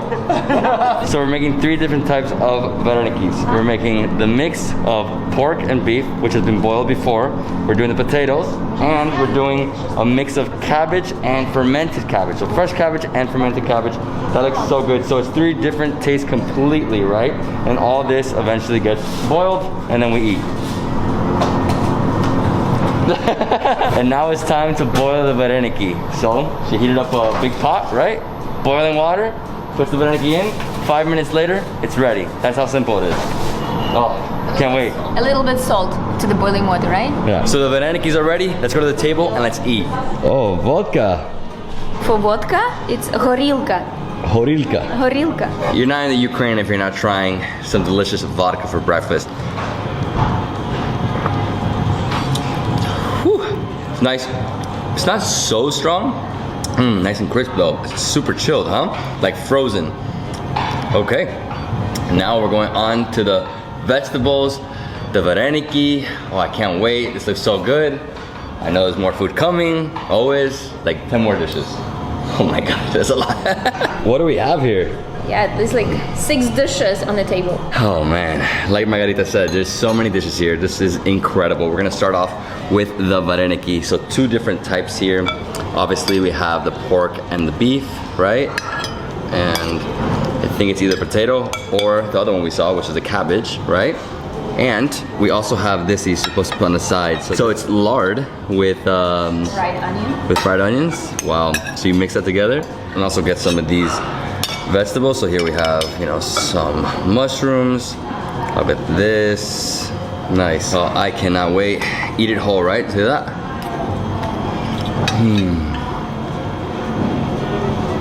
Oh wow. Wow. Boiled pork and beef. So good. Another dish, huh? Vareniki with cherry. Yeah. With cherry. Yeah, enjoy. Oh man, thank you. So I'm gonna get 2 of these beautiful vareniki with cherry. Oh my gosh. This is too much. Like, this is absolutely incredible. Do you want some? You know what? That one's so hot, it has to go straight in my mouth. Cherries just pop. Oh my gosh. What a great meal. Eggplant, right? Mixed with some spices. Beautiful, look. Like it just burst out. The cherries, I know, look at that. I gotta mix this with some of that lard, right? Still really good. So lard with onions. And get some of this.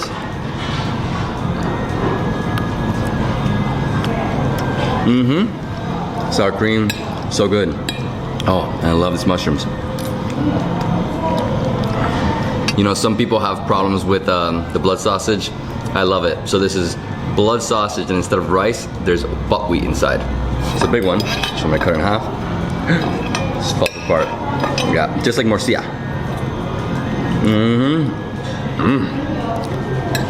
The taste is different with the buckwheat. So it's nice and soft, a little mushy. The outside, you have a nice layer.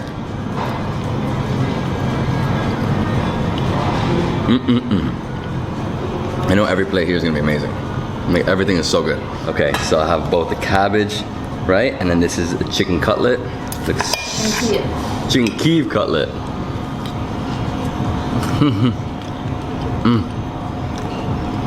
I love cutlet. Inside, juicy. Outside, crispy. Like, amazing. What a taste, huh? So any dish that has the name Kyiv in it, you have to have in Kyiv. Nah, I'm joking with you guys. That is so good. So good. And this is stuffed cabbage, right? Cabbage roll.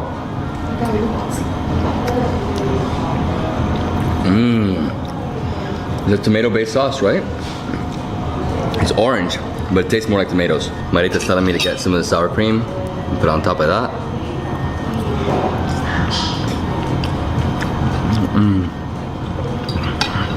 Well, one of my favorite things on the planet are stuffed grape leaves or stuffed cabbage. And obviously my father's Hungarian, so I'm all about the cabbage life. Cabbage all day. This is like to die for. So this is how they serve here the bread, right? So they use no yeast for the bread. And they're saying the most popular one is the buckwheat, right? Buckwheat. So good. Love buckwheat. And it came with like 4 different, I guess like mashes, right? And this one, it almost looks like pate. This is, in case you guys didn't see me eating in canapa, I love pate. There it's guinea fowl, here I'm pretty sure it's duck.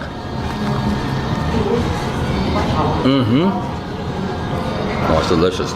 Sereniki, cottage cheese, egg, flour, and then fried. And the way you do it is you get some of the sour cream in my thing there, right on top, like that. It's dessert, yeah, jam inside. So it's like Kyiv chicken style sereniki, the look. But inside, once you bite into it, it's almost like a cheese guayaba pastelito in Miami. So it is, I don't know exactly what fruit this is, but it's probably a cherry, right? Like a cherry jam mixed with the cottage cheese. So sweet. Oh, I love it. It's like falling apart, crumbly. I can't get enough of the vareniki. It's too yummy. These are incredible. Plus I made them, right? Sort of. It's a potato one. Vitamin C cocktail with wild berries. It's called mors. And here specifically they have cranberries puree with sugar and water in it. За здоровье. За здоровье. Yeah, to your health.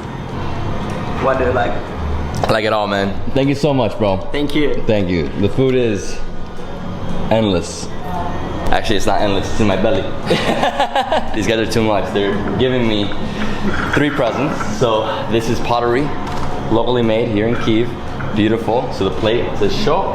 They also giving me this incredible plate where you put the bread, right? And then 3 little cups where you put butter, you know, pate, whatever you want.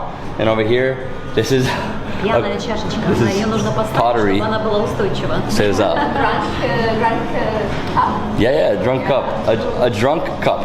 Yes. Unstable, we have to... Yeah, but it's for coffee, right? For coffee. Oh, I love it. And they're giving me 2 bottles of vodka as well. One for men, one for women. One's sweet, one's extremely alcoholic. Man, thank you so much. Thank you. Thank you, thank you, thank you. Thank you very much. Thank you so much. Thank you so much. Too much, too much. This place is incredible. You have to come here, eat their food when you are in Kyiv.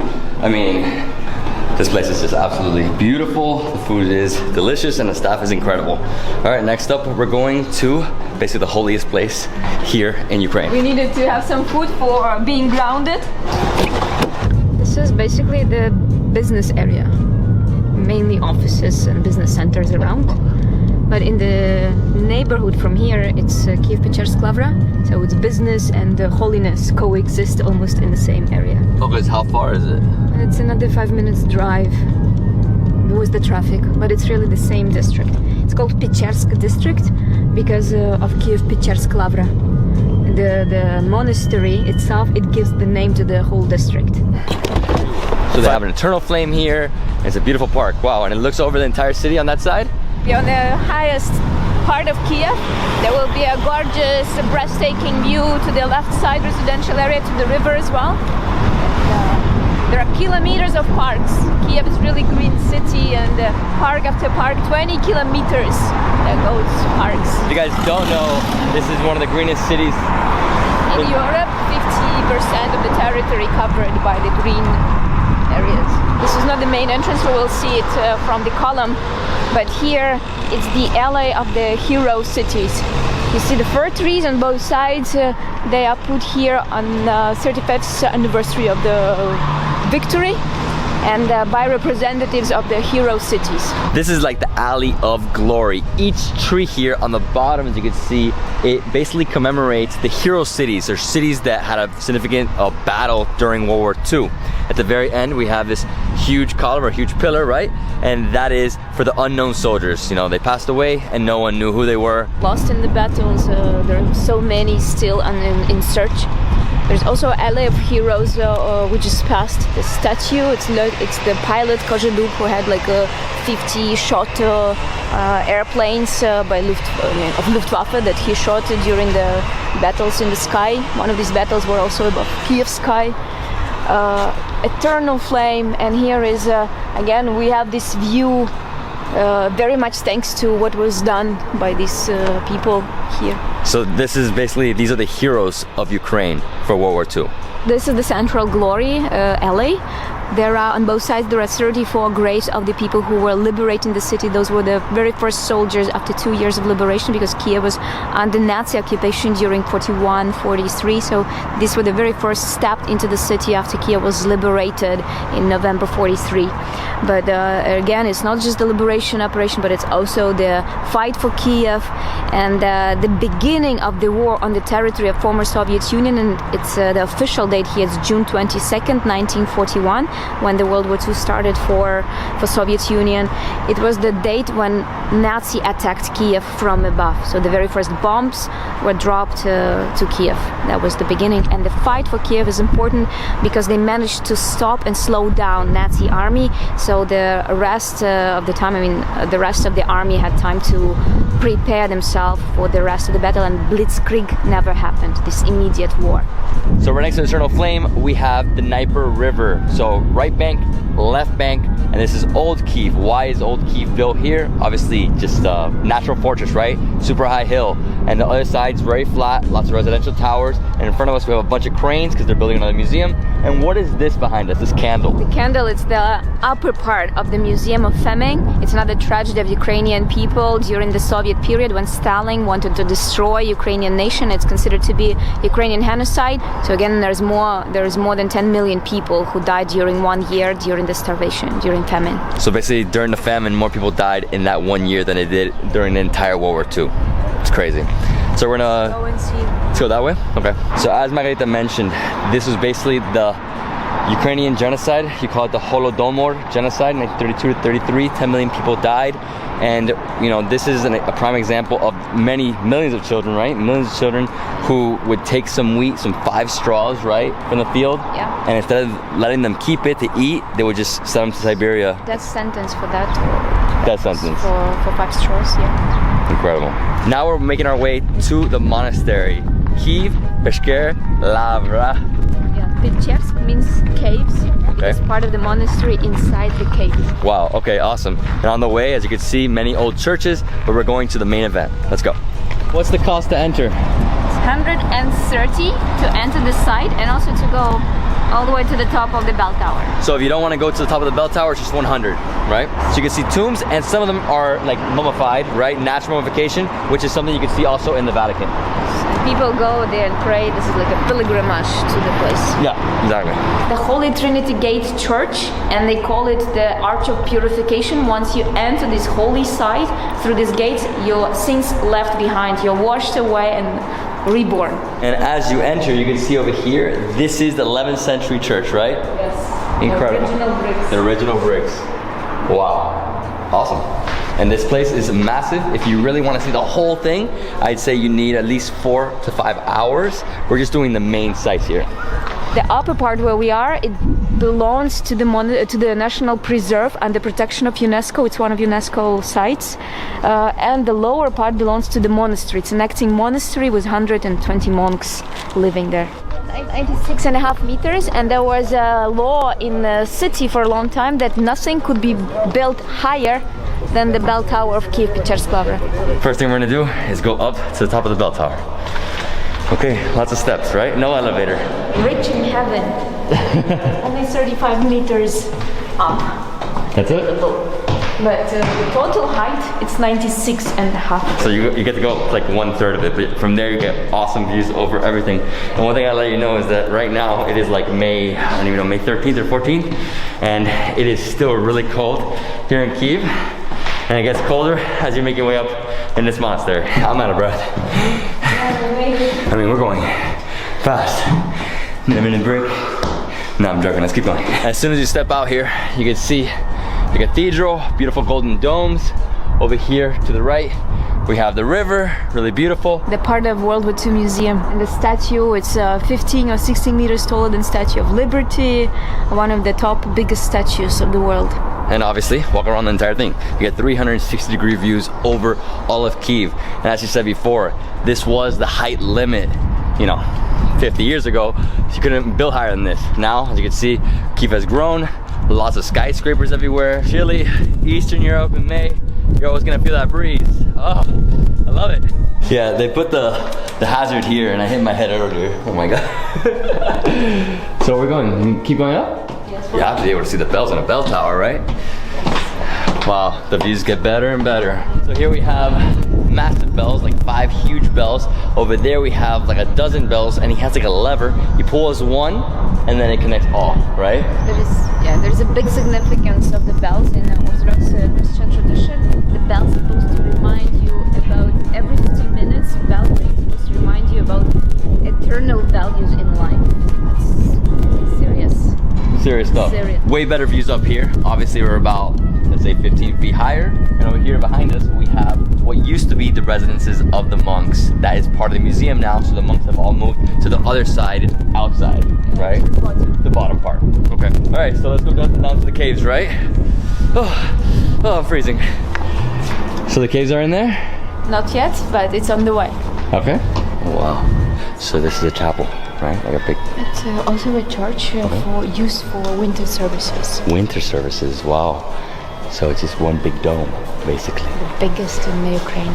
Biggest dome in Ukraine, this one. Wow. So on top, you have, a mix of angels. That's Jesus? Yeah, okay. Jesus Wow.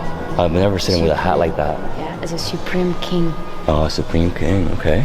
Okay. Very dark. It's very old, obviously. How old is this church? It's the end of the 19th century. and it's made on purpose because the only light it's Jesus. Besides the church, there's a dining room for the monks, right? So it used to be a dining room, obviously it's not anymore, but very beautiful paintings all over the place, so depictions of the Bible everywhere, right? It's gorgeous. This feels like I'm stepping back like 500 years entering a church like this. This church was built in the end of the 19th century, but on purpose in order to remind people, they use this architecture to remind about Byzantine Empire times, because Christianity was brought to Kyiv, Rus from Byzantine Empire, so to remind people about the roots of Christianity. So it looks like Hagia Sophia in Constantinople. Yeah, I was gonna say, I mean, it really teleports you back 500, 1,000 years. Very similar to Hagia Sophia in terms of the interior, right? Really beautiful, incredible. Love it, lots of gold, lots of dark colors. All right, cave time, let's go to the caves. People come here and spend more than half the day. Why? Because it's a huge complex. You know, over here we have the cathedral and the caves are like all the way down there. So it's gonna take us like 10 minutes to get there. We're gonna run though. Yes, let's run. Speedy. So we are here in the cave, so also you buy the candle in order to light up your way. There's the way on the picture here, how you're supposed to hold the candle so it doesn't burn you. So there's 13 steps symbolizing Jesus Christ and the 12 apostles, and you definitely need a light, because if not, if you don't have a candle, there's nowhere to see down here. Right now there is no people, but usually it's kind of crowded, so you have to keep the distance in order not to burn somebody in front of you. And in all the days, these caves were built as a residential place. Monks used to live here, used to pray here underground. The cave monastery is very narrow, extremely dark, and what you can see in there is a few different chapels and mummified saints. And this is how monks used to live before the 11th century, because land was expensive, so they just went into caves. Yeah. Okay. Also they felt like hermitage. There is this hermits who lived underground. Exactly. And now we're gonna make our way back up to cathedral. I'm already out of breath. This is the Dormition of the Virgin Mary Cathedral. This is not the original. It's reconstructed in 2000. The original is right here, or a piece of it's right here. It was bombed in 1941. And unfortunately, we can't go inside with cameras, so that's basically our day. Yeah, we started today with a Ukrainian restaurant. What? Sure. Exactly, you got means it. What? Yeah, we had an amazing time there. The staff is incredible. Big shout out to them. The food was delicious. We saw how to make the vareniki. Saw how to make vareniki. I made some myself. I messed it up. My favorite thing there was a mix of the vareniki, the blood sausage, what else? The cabbage roll, the galupsi, and some of that vodka. So good. And then we made our way over here. We started, you know, over there where the Eternal Flame is. We saw a little bit of that World War II area, right? The memorial. Yeah. Then made our way over here and saw this entire complex. Went to the top of the bell tower, best views. You walk around, go down to the caves, and that's basically what you could do. You could spend many more hours exploring, but that's it for us, right? You know, guys, I love craft beer in the Ukraine. They just started about 5 to 10 years ago, but their beer is delicious. I tried so many different ones in Kyiv. So good. Bavar. I went there yesterday. Guys, amazing. Yeah. Let's go inside. Let's go. Ready. Like every beer festival, wine festival, you get a glass, and I love this one. Look at this. It's like the cartoon, right? The bow. Yeah. Right? Actually, we changed this year. We changed the style, and now it's like comics. This is beautiful. Love it. And then the hop. It's the woman. Yeah, it was the hop on top. I like that. It's like Bavar. The Viking with the beard is a hop. All right, let's go. So as you can see, this place is packed. There's music, there's beer, 46 different brewers here, plus 10 more home brewers. Yep. So where do we start? Let's go to taste some ale. You want some ale? Yeah, let's go. Give me a strong ale, a stout, a porter. Give me whatever you want. Yeah, let's stay here. We have Imperial Scotch Ale. I would like to try. And it's barrel aged. Wow. It's delicious. Yeah. With these, you gotta be careful. Really strong. So right here it says 300 milliliters, 200, 100. I'm going with the 100 because I'm gonna drink a lot, right? It's 10% alcohol. Oh yeah, it's smooth, man. For 10%, you don't feel it, but after 2 of these, you feel it. Right? Let's do next. Okay, so the next beer we're trying is from the Dichko Brewery, which is the Devil Brewery. Yeah. And that's from Kyiv. No, it's a little spicy. So it's not like a sour beer. It's like a spice beer. It's good though. It's light though. I'd say like 4 or 5%. Not more than that. I don't see the. Yeah. That is only 3%. Doesn't really matter, right? Cherry sour. And what brewery? Pravda Brewery. Your brewery. Yes, our brewery. Love it. Lots of berries here. So mango, raspberry, blackberries. It's not crazy. It's not like too bitter. Just nice and sour, very fruity drink, right?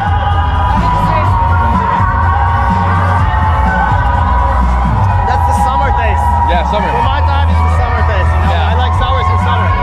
Whenever we go to rainy weather or cold, then I prefer the type of beer you taste there. Yeah, dark beer, dark beer.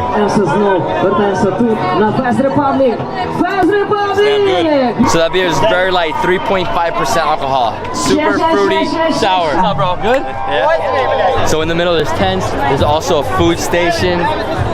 What's up, guys? Yo, what's up? So this is Underwood Brewery from Kyiv, and I'm gonna try their Amnesia Haze. Okay, okay. 5%? Okay. Not so strong, but it's gonna be sessionable, right? I hope.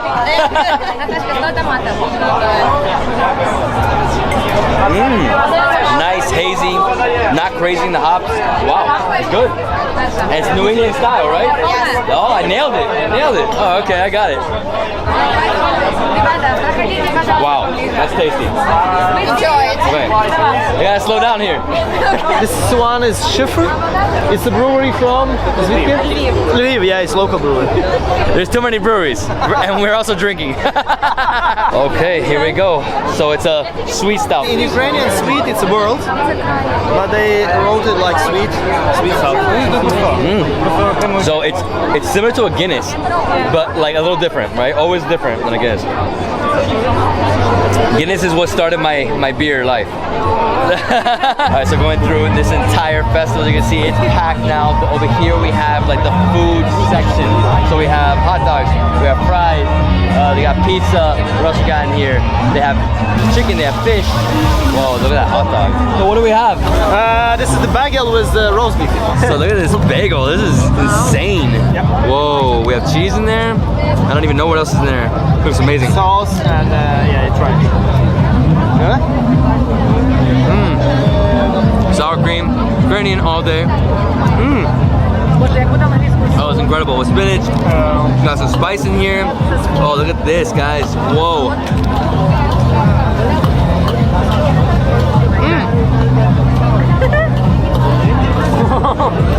It's too good. Wow.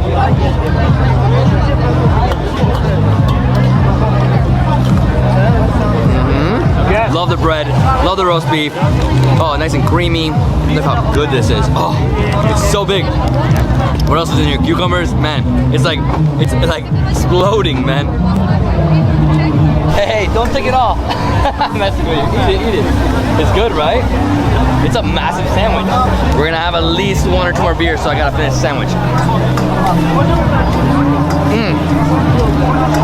So tasty. The creaminess mixed with the spicy, like, I think it's like a bell pepper sauce with spinach.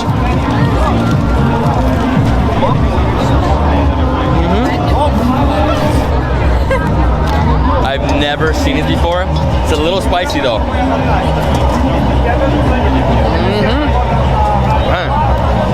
I've never had malt like that before. It's almost like a rice cake, right? But malt cake.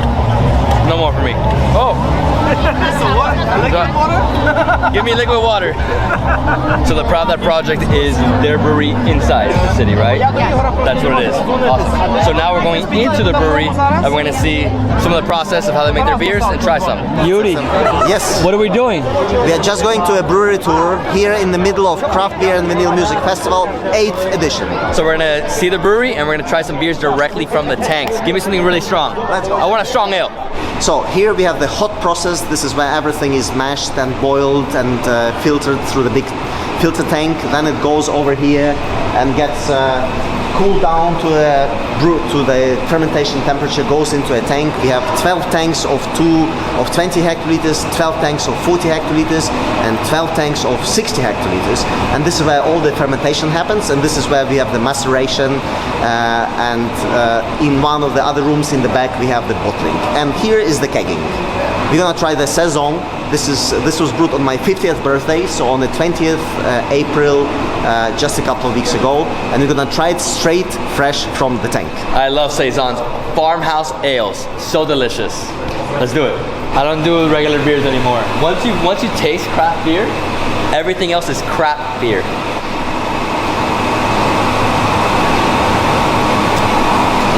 Nice, but it's still super young. It's very young. You could tell, you know? Yeah, it needs like a week more here in the tank, at full temperature at the last stage, but it's really, yeah, collecting itself together very well. Yeah, to my mind. Bro, you're a man. Cheers. Budmo. Cheers. Budmo. Budmo. I love this. I love Ukraine. I love this place. Ukraine loves you too. Eastern Europe, all day. My Slavic brothers here, and sisters. Pravda is the truth. You may probably know the word Pravda from the communist newspaper Pravda, which was always telling lies, not the truth. But there is a Latin expression in Vinum Veritas, in Aqua Sano. We were not producing wine here, but we were always producing beer. So our truth is really in beer. That's why the brewery is called Pravda. Cheers. Дякую. Do zустрічі. До зустрічі. Have the most wonderful festival in your life, right here, right now. Cheers. Thank you, bro. Thank you. I have this for life, bro. My superpower, no? Thank you so much. Thank you. Yeah, thanks for coming. I hope you will enjoy tomorrow. Where are we going next? It's easy to make business with cool people. We are going to the highest point of the city, High Castle Hill. I'm gonna get hit by a car here. It's okay, guys. I'm freezing now. It was like hot today. Woo, now it's cold. Okay, so we made it here to High Castle. There we have a man-made memorial. It's a hill 100 meters high for Polish-Lithuanian Union, and we go to the very top to see the panorama of the city. From the castle we just have a little ruin. Oh, it's a hard hike. Over here's the ruins of the castle. Yeah. That's it. That's all that's left. And we still have to go all the way up there. Wow, incredible. I think you have to be in shape for this. If not, you're gonna be tired. Oh wow, look at this. Incredible. So from here, look at the views. I know, exciting, super exciting. Yes, it's true, because if you haven't been to High Castle, you haven't been to Lviv, so welcome to Lviv. Yeah, that's the saying here. If you don't come here, you weren't in the city, period. Wow, the views. Alright guys, we made it to the top and check out this view. Incredible. So, you know, Lviv is separated by hills. It's like a cake, you said, right? So different layers of history here. Yeah. And over here we have the old town. So that is south from here? Southwest. Right? Yeah. Southwest. We have the old town. You have hills, new town. You have a flag up here, and everybody comes up here and just enjoys the view, gets lots of photos. Basically exactly. It, right? Yeah, exactly. Awesome. People who are graduating from universities or school, the youngsters, they also like to climb up the High Castle Hill. It's a tradition. Yeah. To meet the sunrise or to say goodbye to the sunset. Oh, that'd be amazing. I mean, to cool. come up here in the morning, something like Lion's Head down in like Cape Town, something like that, right? Well, Lviv, in fact, was built on 3 hilltops. It's the Citadel Hills, St. George's Hill, but the highest is the High Castle Hill.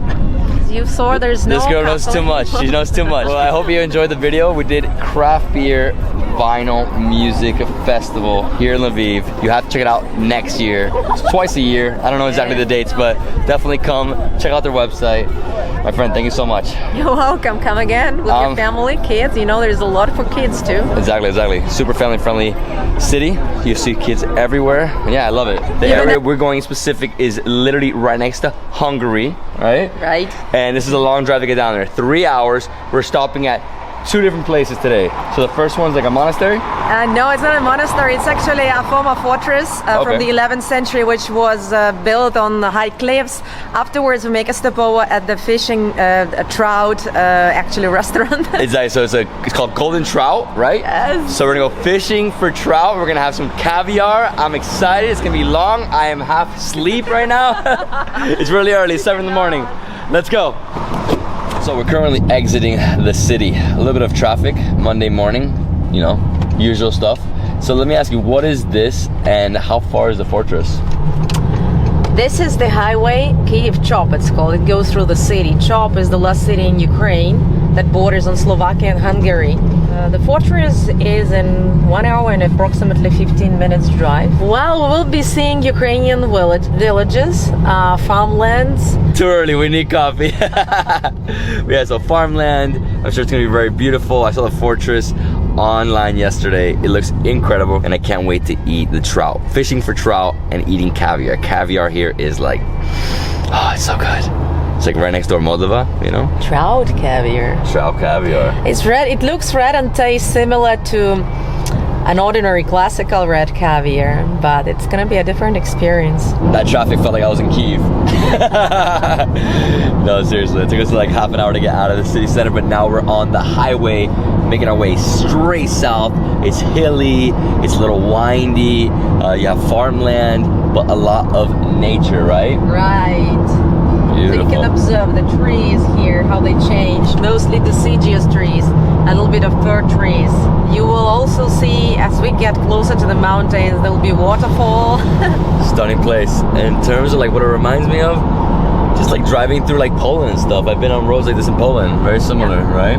A sunny, little chilly day, but you said it gets a lot hotter down here, right? It was hotter in Transcarpathia, always. They are more to the south. That's why they grow grapes and produce wine.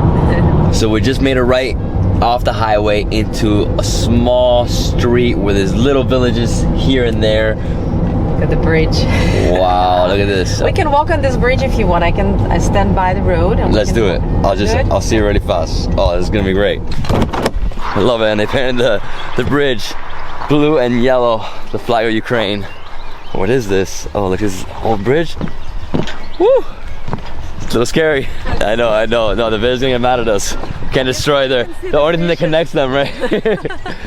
Wow, beautiful. So these are just two small villages that are connected with each other, right? Yeah, this is Krushelnica village, and it has this special, very old bridge that you can see. It's wooden and metal here. And if you look attentively into the water, you may see the fishes. Oh man, that water looks incredible. Look, yeah, small fish everywhere, right? Yeah. Beautiful. What a great day. So this is what it's like to be here in spring, huh? How far is the fortress? Where is it? Fortress is in 12 kilometers. Just across these villages. The road is good, and then we will be jogging up the cliffs. Let's go. What's up with this? The farmers can't control their cows. We just made it here to the village where the fortress is. Wow, that's it in front of us? Yeah. Oh my gosh. So it's like huge stone boulders, right? Now you see just the pile of stones, and we're gonna climb them. Lots of craft goods. They got wood, they have tea, jams, coffees. My friend, this is awesome. Look at this. Baseball bat. Okay. We'll come back after, okay? Thank you. All right, so we're gonna climb up there. We gotta run. This reminds me of a place I went to in Albania, where you go up to the top of the rock. Woo! Beautiful. Let's go.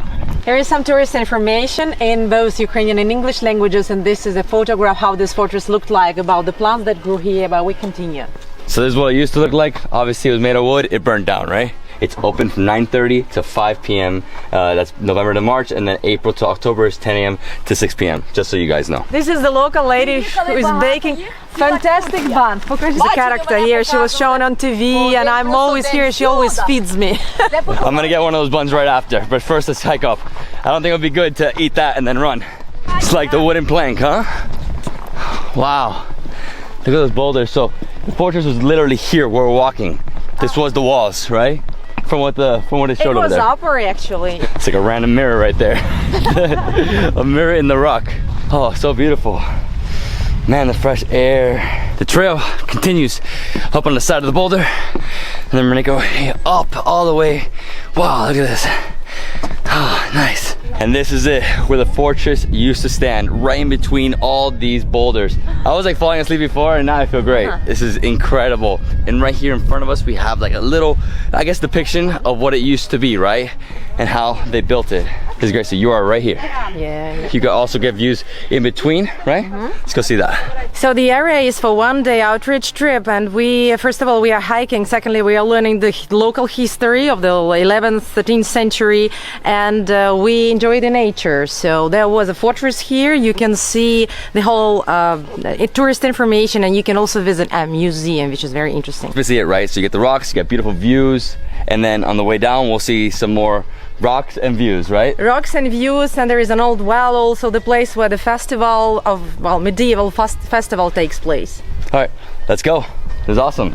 I haven't been to a fortress like this before. Be careful on your way down. It's a little slippery. Ooh, you gotta be really careful. Even though it's a beautiful sunny day, it must have rained last night. It's moist, it's damp. Oh, but the air up here, feels so incredible. Yeah, only 90-minute drive from Lviv. It's an easy day trip. Come out here, see the fortress. You can go down the springs. You can also see over here to the right, this is archaeologists who discovered the fortress, and they also have an area here for festivals. Let me get a quick bun. Yeah, poppy seeds. Look at the poppy seeds. Lots of them. Crazy. You'll get sleep then. So now we're going to a waterfall, right? To waterfall, yeah. Okay.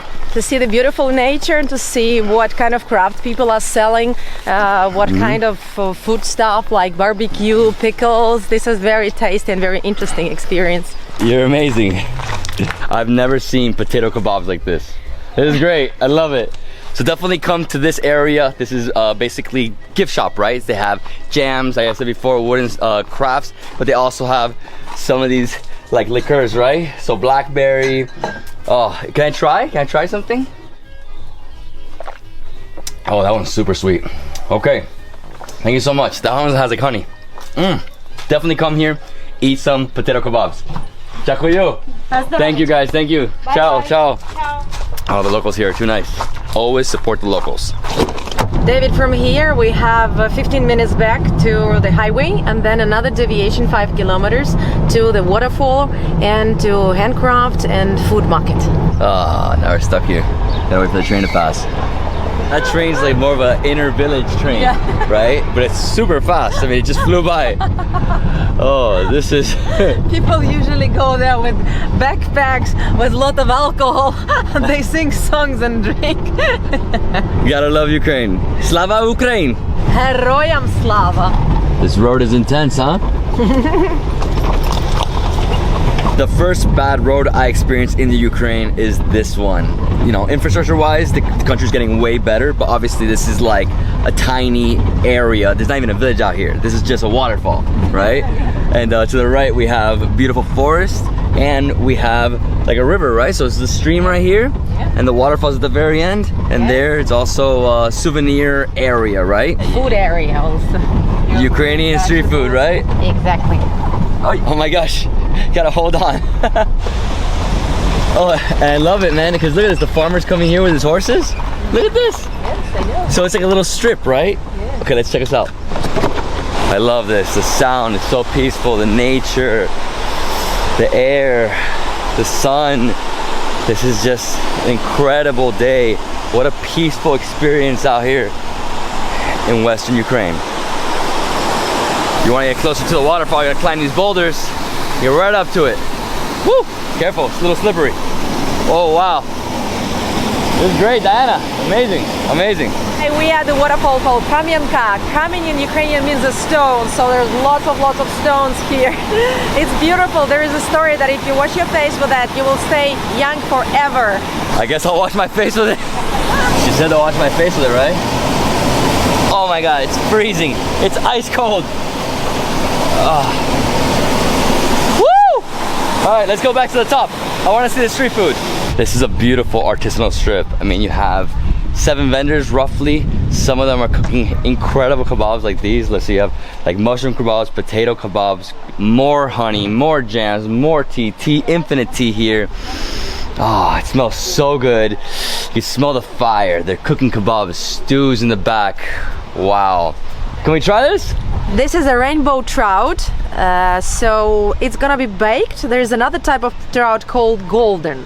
So this is a very tasteful dish, tasteful fish. I highly recommend it. If we weren't going to the trout restaurant to fish for trout, we would eat right here, right now. But there's something else I want to show you too. Over here is like a venomous snake drink. What is this? This is like asparagus, and there we have herbs, and then we really have a venomous snake there. I don't know if I would try that. That's a little scary. Look at the snake. Oh man. Should we try it? It's like in a laboratory. I know. I'm not trying it. If we weren't going to this amazing restaurant, I would eat right here. Look at this. Pork ribs kebab, sausage, potatoes, chicken, right? Oh, that looks so good. Oh, you can smell it. It's like I'm salivating right now. It's too much. It's too good. You're gonna get back smoked. So this lady's gonna treat me to something? What is this, honey? Well, a kind of, the pine tree has the fruit. How is that called? So this is the jam from it. Okay, let's try it. The honey out here is awesome. One of the best places in the world to get honey is the Ukraine. I can't wait. Дякую. She's my Ukrainian grandmother. I love her so much. She's so nice. Thank you. Okay, sugar one, two. No sugar. No sugar, okay. A coffee? Okay, let's try it. Okay. Oh, it's good coffee. Oh wow, it's also very smoky. Plus I'm still in the smoke, right? Дякую. We thought we were gonna be there for 5 minutes, but we were there for like 30 minutes. Everybody's so nice. They want you to try everything. Obviously, we have to go to the trout place, but if you wanna come here, eat, relax, drink, you can do that. Definitely support the locals. Buy some of their mushrooms, their jams, their vodka. Do not come here and not buy something. Unfortunately, I didn't buy anything because I have too many things in my luggage. Too many. Long music instruments that you saw the statues we're holding is called trembita. Trembita is made of a pine tree which was hit by the lightning. It's necessary. And then it has the birch skin tree cover.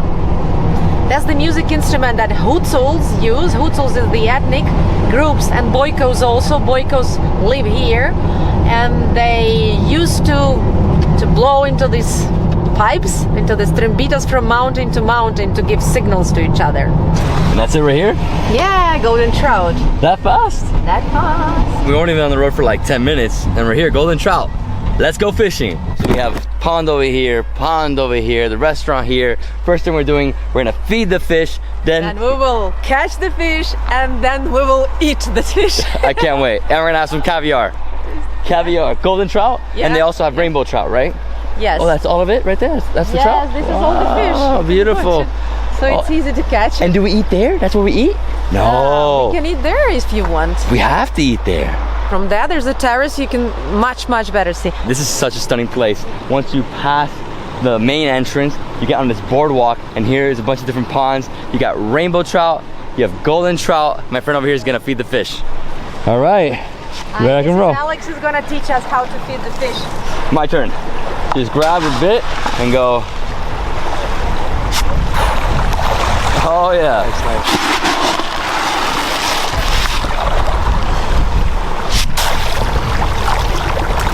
The fish reacts to the sounds.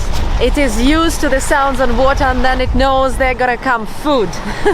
The first throw is always the stronger. There's just splashes of trouts. So we're going to the first pond over here. And they're bigger, right? Way bigger. Over there, we're smaller. Huge. So we fed the fish. Now it's time to catch some. Yeah. So what are we fishing for? Rainbow? Rainbow, yes. Rainbow? Great. So beautiful. Love the stream here. We have, like I said, like a dozen ponds. They get bigger as you keep going. The first ones are small like that. Yeah. The other ones are like a foot, you know, like a meter. Yeah. Something like that. So you come here, you get your fishing rod and corn, you get fish, and then they weigh your fish, and then it's cooked there. You choose the type of baking or frying, whatever you want the way to be cooked.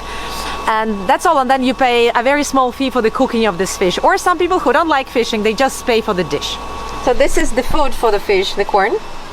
Here is the fishing rod. I love these type of experiences. I went to one place just like this in Armenia where we caught, I don't know if it was fish, I really forgot, but that was in Gyumri. That's in the north. That's the second largest city, I'm pretty sure, in Armenia. Here we go.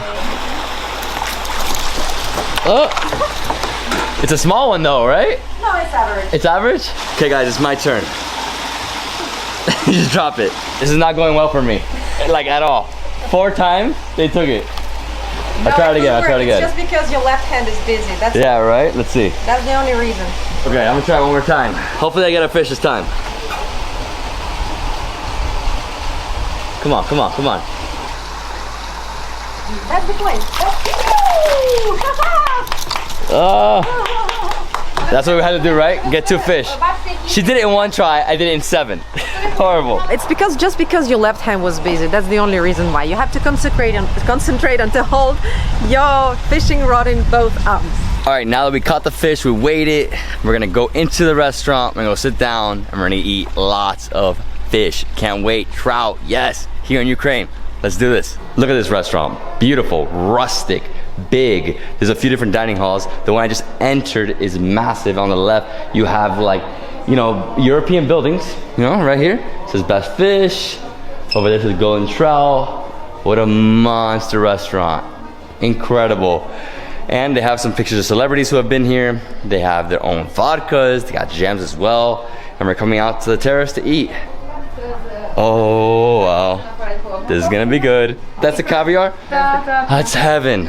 Death by cat. No, I'm gonna eat like spoonfuls. Yes. So these are appetizers. We still have the fish coming, but we have more trout. And I think we have to dive on to the caviar. Yeah. I'm just gonna have to try it like this first to see how good it is. I'm sure it's gonna be amazing. Full. I wouldn't even touch the bread. I would just go like this, right?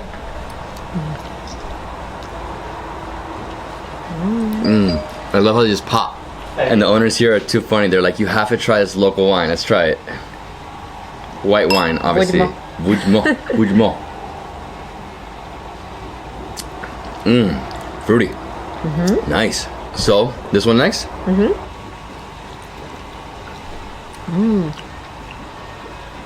This is such a delicious fishy lunch.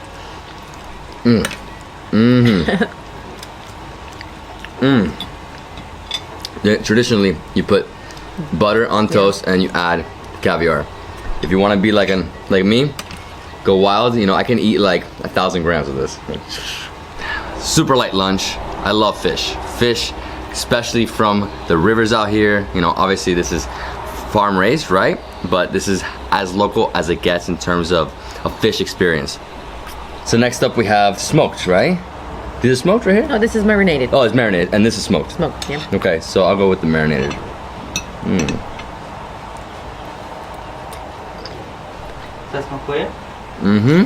How's that? Very different. Not like a herring? No, it felt like almost like a little bit of bones, but it's not. It's a little tougher. The outside, obviously, you have the skin. Nice and creamy, like juicy. Wow, very different flavors here too. And over here we have smoked, right?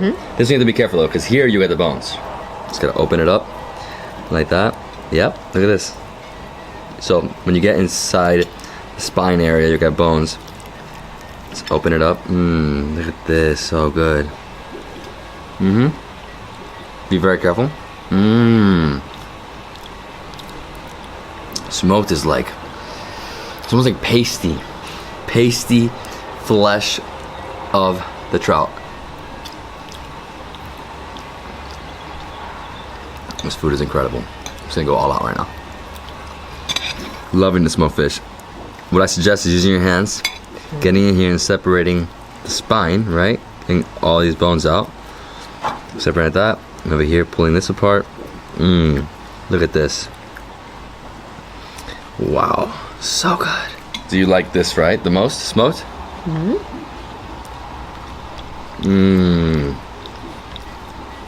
Oh wow. I'm sorry, I'm in awe. We barely had fish on this trip. It was like mad pork the past few days. So unique. And, you know, this is a summer restaurant, right? They basically open, what, like late April? Well, they also work in winter, but the season for fish is different. There is a season when you cannot fish it, for example, but mostly all year round you have a chance to come here, enjoy whatever time of the year it is. And the cuisine is always perfect. The cuisine, the view, So peaceful, nature. If you guys didn't know, you can go skiing in this area, right? Yes. Slavskor is a kind of ski resort. With cable roads, you can really ski very well here and enjoy the beauty of the mountains. Sleighing also, depends what you like. I don't know, for me, the best has to be the tartar and the caviar. The good choice. Yeah, the best choice. Golden trout. Fish pate, my gosh, it is like fish pate. So always on a piece of bread. Let's try this. This is like next level pate. This is crazy good. Really? I mean, I'm a big pate guy. I love it. Eat the whole thing. Straight up with it. A spoon, just get in here and go. Give me all the fish. Every single one.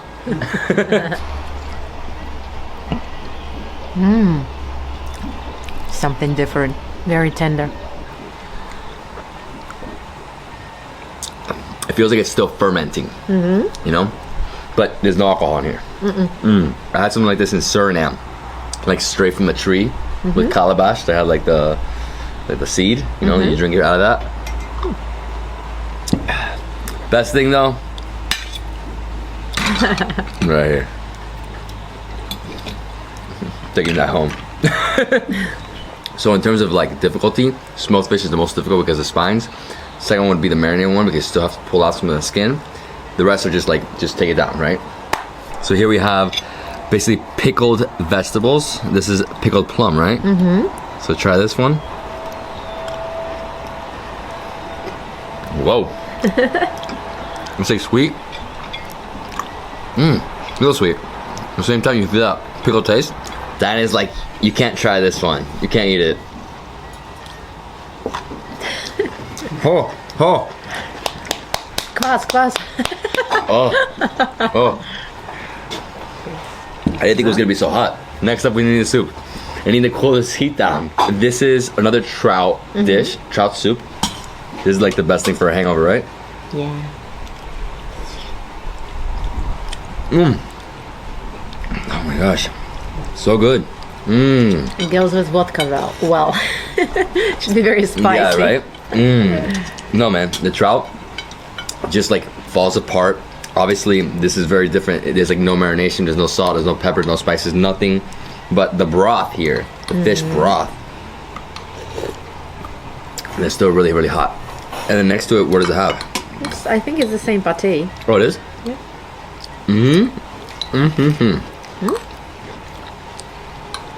I'm not touching any bread. It's gonna eat straight pate. Wow, the broth is on fire. In winter, it will heat you the best. Yeah, for sure. Here, it gets freezing. It snows. The whole place is full of snow. So with trout, you have to get it cleaned. They have to like open it up for you. So that's what he's doing right now. He's opening up the one that has been grilled. Once that's done, he's gonna do the other one. Man, this fish looks too good.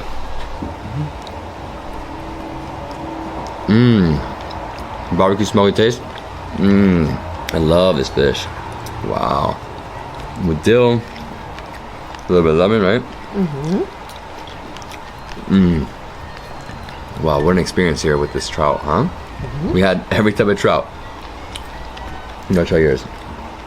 So That's very cool. Swedish. So we have pine nuts, right?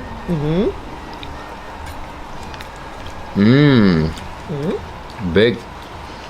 It's so much more like tender, you know? Just falls apart. A female trout. A female trout, right? I'm gonna get one more little bite. Oh, and a pepper here too. And that's it, my friends. We had a pretty epic day, right? Started off leaving Lviv like 8 in the morning, got some traffic. We made it like at 10:30 in the morning to the castle. Beautiful place. It's a 9th to 11th century castle built on a rock. Fortress. And obviously there's no more fortress because that was all burnt. You know, it was all made of wood, right? And right there they also have a little souvenir shops. The ladies are making kebabs. They sell different things there, jams, honeys, etc. And from there we drove another like 20-30 minutes this way. So keep going south, and we stopped at that waterfall. Kamyanka. Kamyanka. And then there it's like an artisanal slash, you know, tiny village there, right? It's like 6 houses. It's a bad road. Bad road. So we tried some vodkas, had some coffee. And I mean, the experience is awesome because everybody's super friendly. They let you to come in. You can eat there if you want to. They also have trout as well. They have like potato kebabs. They have like 5 different types of kebabs, right? But Snakey vodka. yeah, I'm not doing the snake ever. So from there we drove over here and we had the full experience. We fed the trout, we caught trout, we ate trout in like 6 different ways. My favorite thing ever is the caviar, obviously, but I love the tartare. This is amazing. This one's better than this one though. I just like that. This is like more smoky. This is just more like buttery. Yeah, ready to explore, You ready? to adventures. You look tired. No, I'm gonna revive all this, what's coming. So right when you enter, there's a gift shop with craft beer. So pass that and go down. Hello. How you doing, bro? Everything good? Fine. Yeah, very good, man. Love it here. Look at this. They basically have taps right here. I love this place already. Look at this, beautiful. As you walk down, you see all the beers to the right. Over here, very like rustic, modern bar. And then over here, they have the list of all the beers on the screen. I love these tables. Awesome. So what are we doing? What are we drinking? Let's bartender surprise us. So he's like, you have to check out the bathroom. Look at this. So it's like old school, like industrial, right? Right. Cool. So this is where you wash your hands, not there. That comes out, no stuff, it's not Wow. here. Yeah, it's water. Oh, there it is, there it is. All right, let's get a drink. A beer. So they have 24 beers on tap. We're doing a flight. I love their flight board, and each one's 0.2 liters. And obviously with a flight, you gotta go from lightest to darkest, strongest, right? Give me that stout, man. Okay, my friends, we have 5 beers to try. We're actually getting 2 more stouts, imperial stouts. It's gonna be awesome. All right, so there you go. Try. You try, I try. Easy.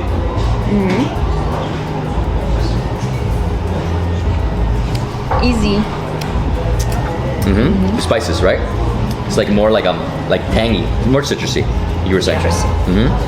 Oh, it's nice. It's light. I'm sure this is like a 4%. Yeah, has to be down there. All right, number 2 is IPA. Here you go. So it's a cloudy IPA. Yeah, try. You're gonna like it. I'm gonna be cloudy as well. No.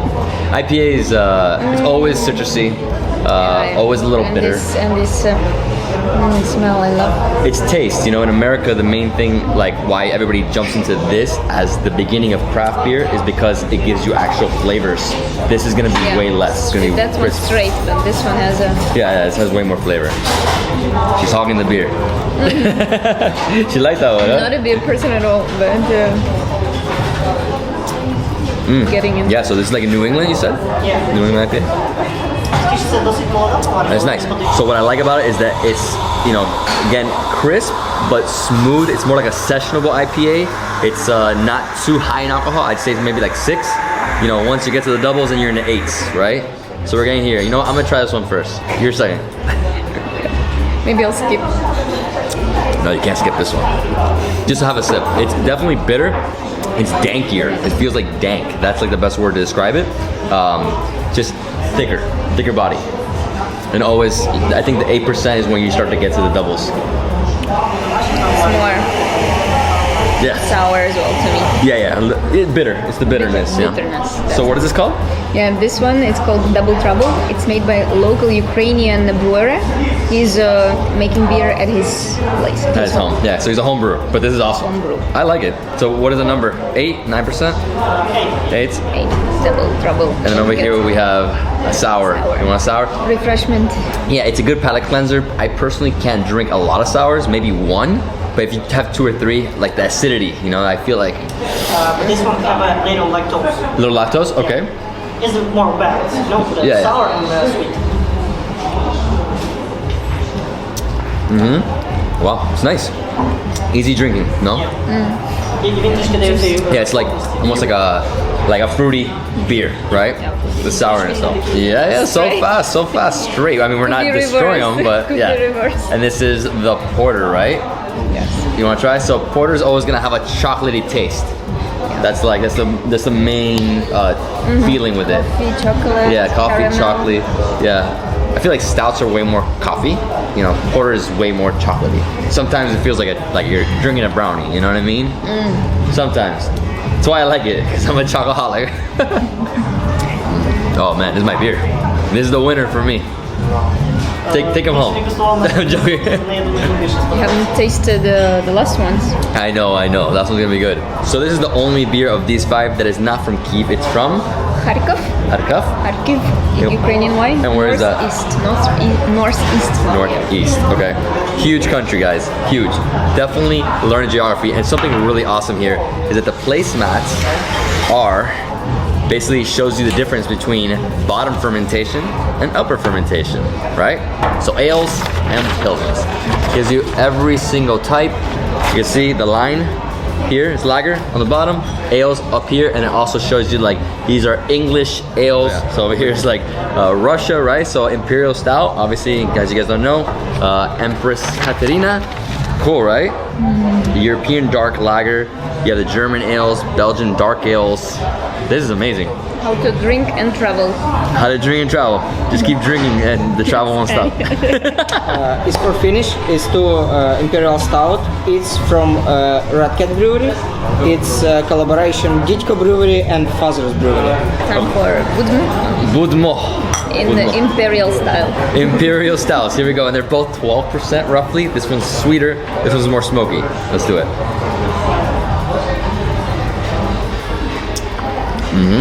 Let me see. Oh yeah, this one's way sweeter. It's a harder beer. This is gonna be a lot easier to drink, you know? The taste is... I opened your mind here with the beer, right? It's so good. This one's awesome. Oh, and they also gave us some cheese here. And which better for you? Which is better? For me, it's this candy. I like more of this. You can have it.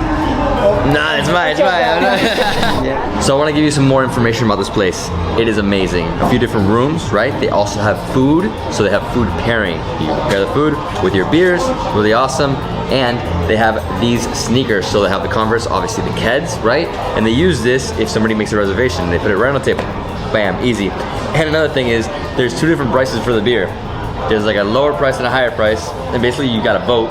Yeah, you can start with one price, and then by the end of the day, because everybody's ordering it, it's gonna be double higher. It's gonna be double higher? Yeah.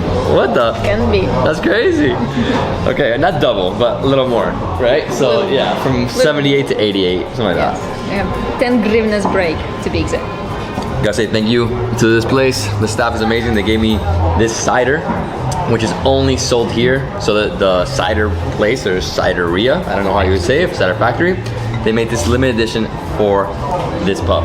Awesome. Gotta say, this is a very different pub compared to like Irish pubs and stuff, English pubs. It's more like modern, you know, lots of beautiful... Artistic attitude. Exactly, very artistic, the whole thing. I mean, between all the plants, space, and it just feels like I'm in like more of a artsy place, right? Yeah. Awesome. Are you ready? We still have dinner tonight. Okay, let's go. Actually, I'm not leaving yet. Cheers. Cheers. For the road. For the road. Wow. Дякую. Будь ласка. And when you leave the bar, you have a store. Love the place. So good. How many beers? David, the store has around 300 bottles in the store. In case you don't drink it, you can buy and take it to go. We have this expression in Kyiv because this is the most party area with lots of nice places around, just like the one we just went to. And then this is the main street, also the most famous street in Kyiv, Krishchatyk. This is like the 5th Avenue in New York. I say Champs-Élysées, Paris. Biscayne Boulevard in Miami. This is where everything is. I actually rented an Airbnb right on the strip. Got it for a great deal, like $30 US per night. 1 bedroom, obviously, right over here. And Airbnb in Kyiv. Yeah, it's a great center. I mean, that's the best part about Kyiv. You know, it's really affordable in terms of Ukraine. It's really affordable. You can come here, have a great time. Look at this. Wow, what a beautiful strip. And just people, right? People everywhere. So it's a mix of bars, restaurants, and at the very, I don't know exactly where, but this, and the Revolution Square is over here, Maidan. Straight down the street. Maidan? Maidan. Maidan. Okay. And then, Independence Square or Maidan Незалежності. okay. Ukrainian. And then from there we're going to that secret restaurant. Can't wait. I won't lie to you, I'm getting hungry. I think it's because we've been standing for like 15 hours. Yeah. Yes. We are doing the workout Kyiv style. It's the residential house, but Kyiv Soviet times skyscraper. No red star.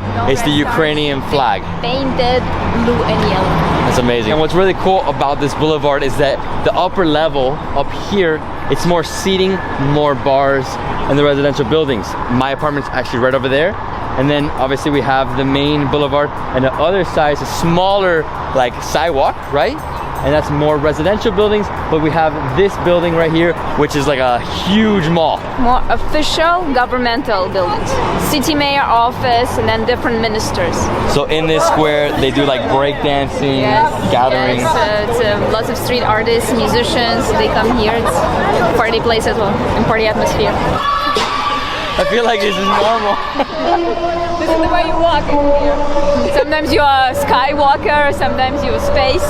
What happened here in 2014, 2015? Independence Square, and known to the whole world as the Euromaidan or Euromaidan because of the revolution of glory that happened back to 2014-15. People raised against the former president to protect the values, European values as well as democracy, freedom of self-expression, end of corruption, and people were actually dying for that. Lots of people died during those. It started as a peaceful protest, but ended with some violence, shed blood and violence. So then 3 months later, he finally resigned. He escaped to Russia. He's in hiding. He's still alive. And yeah, basically that's what this square is about. Prior to that, 91, Soviet Union, before the wall fell, this was Stalin's monument. That was Moscow Hotel. That all changed after 91. And it extends. So it's not just this side of the square after the boulevard. On that side, it's really, really beautiful. Look at that, like incredible buildings. That is obviously more Soviet style. You were telling me, right? Yes. But Stalin classicism. yeah, classic Soviet style. But it's still really beautiful. It shows you what this country has gone through. And yeah, just another piece of history of the Ukraine, right? The statue with these hands up, it's like the gesture of blessing, independent gesture. So it's the statue of independence. All right, so where's that secret restaurant at? Now we need to go underground. Underground? Yes. Oh, it's related to the revolutionary events. Okay. We're gonna find out once we're there. First we need to find it. Find it. And you need a secret code. I won't tell you the code. You're gonna have to figure that for yourself. For the locals, it's tricky. Yeah? Yes. That's awesome. This is the biggest underground passage, even though it doesn't look like that from the outside, but once you're down there, it's very easy to get lost. There's many entrances, many exits, and connections to the metro, which is here, but also to the underground mall. And this is also the place where people get warm when it's cold outside in winter. So this is the real place to warm up. And in case you've never been to any cold European nation, like Poland, everywhere you go there's like this. In Warsaw, just like this. Like huge mall, right? So you have vendors everywhere. It's basically the best place, if it's freezing, if it's snowing, to go shopping. We haven't been to malls. Yeah. I don't like malls. I'm not a mall guy, and usually they do this, they stop me. Watch, they stop me. Oh no, no one stopped me. You see?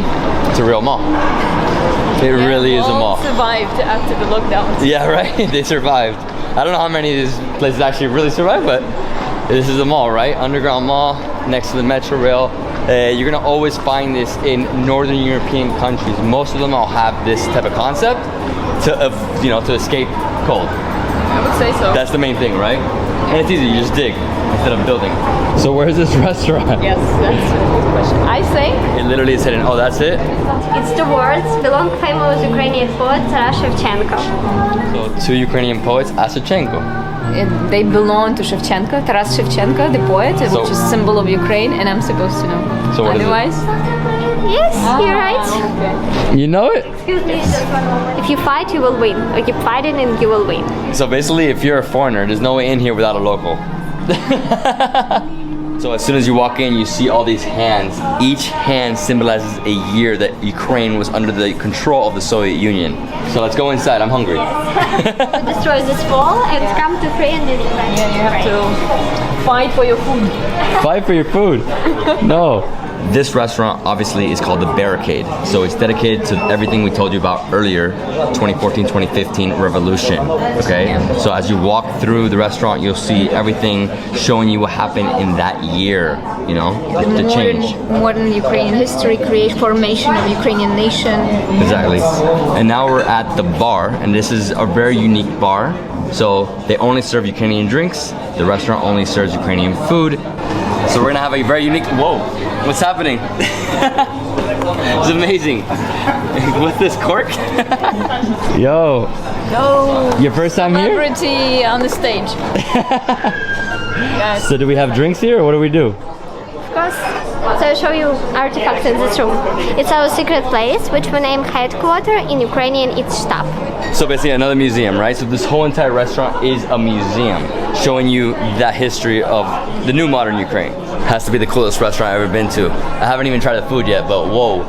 So we have Batman. So who is this? National Ukrainian poet Taras Shevchenko. When you come inside, you need to say two secret words if you want to come inside. These two words belong him. And here you can see him in different new interpretations. Oh, I love it because he has his Darth Vader. You have Loki. What else? You have Jadu. You have this guy, Cyborg, Batman. The last thing we have to see here in the museum restaurant is like basically the ruins of the old gate, which actually there is a gate up here, but this is like the foundation of the gate that's over 1,000 years old, basically when the city was founded, right? Yeah. Incredible. So everybody came through here and slowly, you know, it was destroyed, but this is the foundation. This is incredible. Yeah, and it was also the barricade on the way of the Mongols who destroyed Kyiv back to 13th century. That's why the name is Last Barricade. Talking about Mongols, Genghis Khan. Grandson of Genghis Khan. I'm 1% Genghis Khan. And you were here. I know. He had too many kids. And here we go. We're in the private dining hall, right? We have to jump on this guy first. Right? Do you like oysters? I think I get not enough. Pull them out? Yeah, you just gotta pull them out of there. Perfect. All right, you ready? Ching. Wow. Love it. Tastes like the sea. Yeah. It's always. Like drink the juice. Definitely put a little bit of lime in there, right? And over here we have cheese, but not just cheese. We have 4 different cheeses, and you grab one and you put it in honey. I love this concept. It's one of my favorite things ever. Honey and cheese. Jams as well. And this one, it's pepper balls. Pepper balls. Cheese, but it's around it, it's pepper. And then over here is like a type of brie, right? It just fell in right there.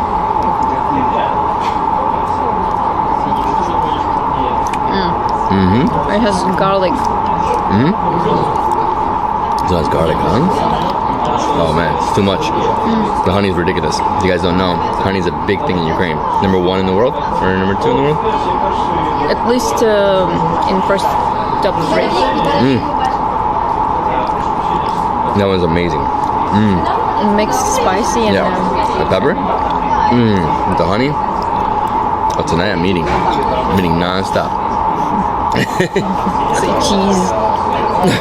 A dairy life. Spicy cheese. Burrata, cherry tomatoes, and arugula.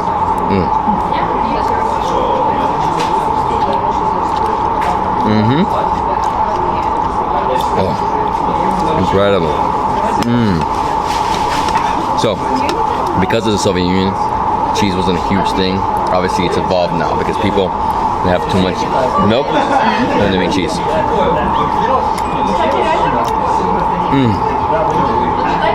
Okay, last 2 dishes, right? So we have the chicken Kyiv, and this one is like the polenta. Banish, and it's like bacon, right? Yes. Okay. Always. So we just dive in, right? You know, the surprise inside. Surprise inside, huh? Oh, wow. I don't know what they put in here. I love how like cutlet it is, right? Crispy, inside super juicy. Chicken is amazing. Wow. Banish? Banish. So it's like it comes from Carpats as well. It looks like fluffy eggs. Ah, yeah. It literally reminds me of fluffy eggs. And over here we have like some bacon. Maybe I should leave the bacon for a while. It's too hot? I don't know. So lots of sour cream in it? Yeah, but also we have cheese and corn.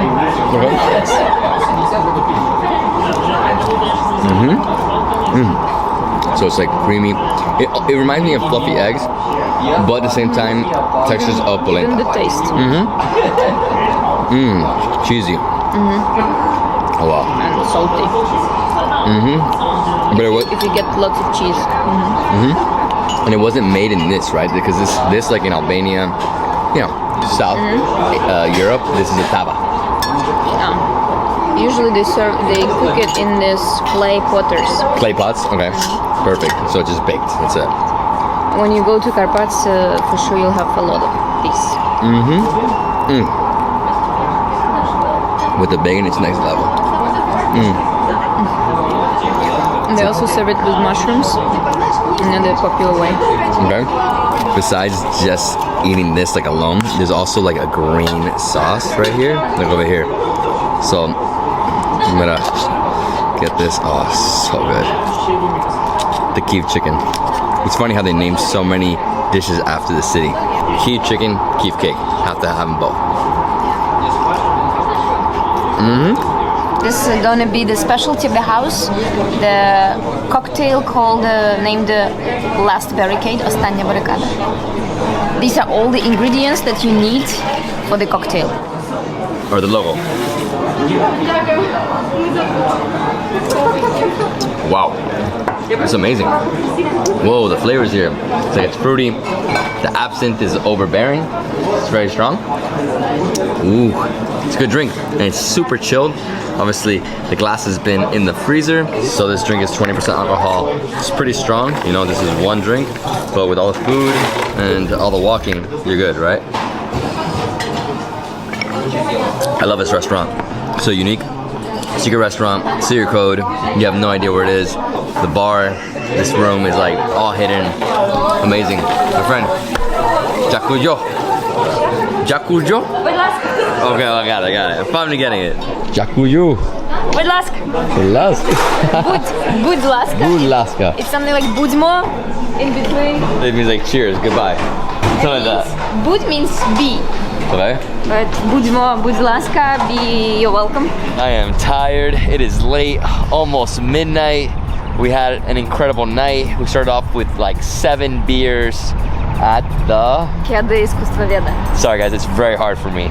Ukrainian language, extremely difficult. Yes. You know? Even for locals. I'm sure. It's a challenge. Yeah, so they have like 24 beers on tap, incredible spot. I mean, if you're looking for an awesome pub to get craft beer, Ukrainian craft beer, go there. From there, walk down the boulevard, really beautiful, you can't miss it. And then come here. Main Street. Yeah, Main Street. Come to Maidan Square, Revolutionary Square.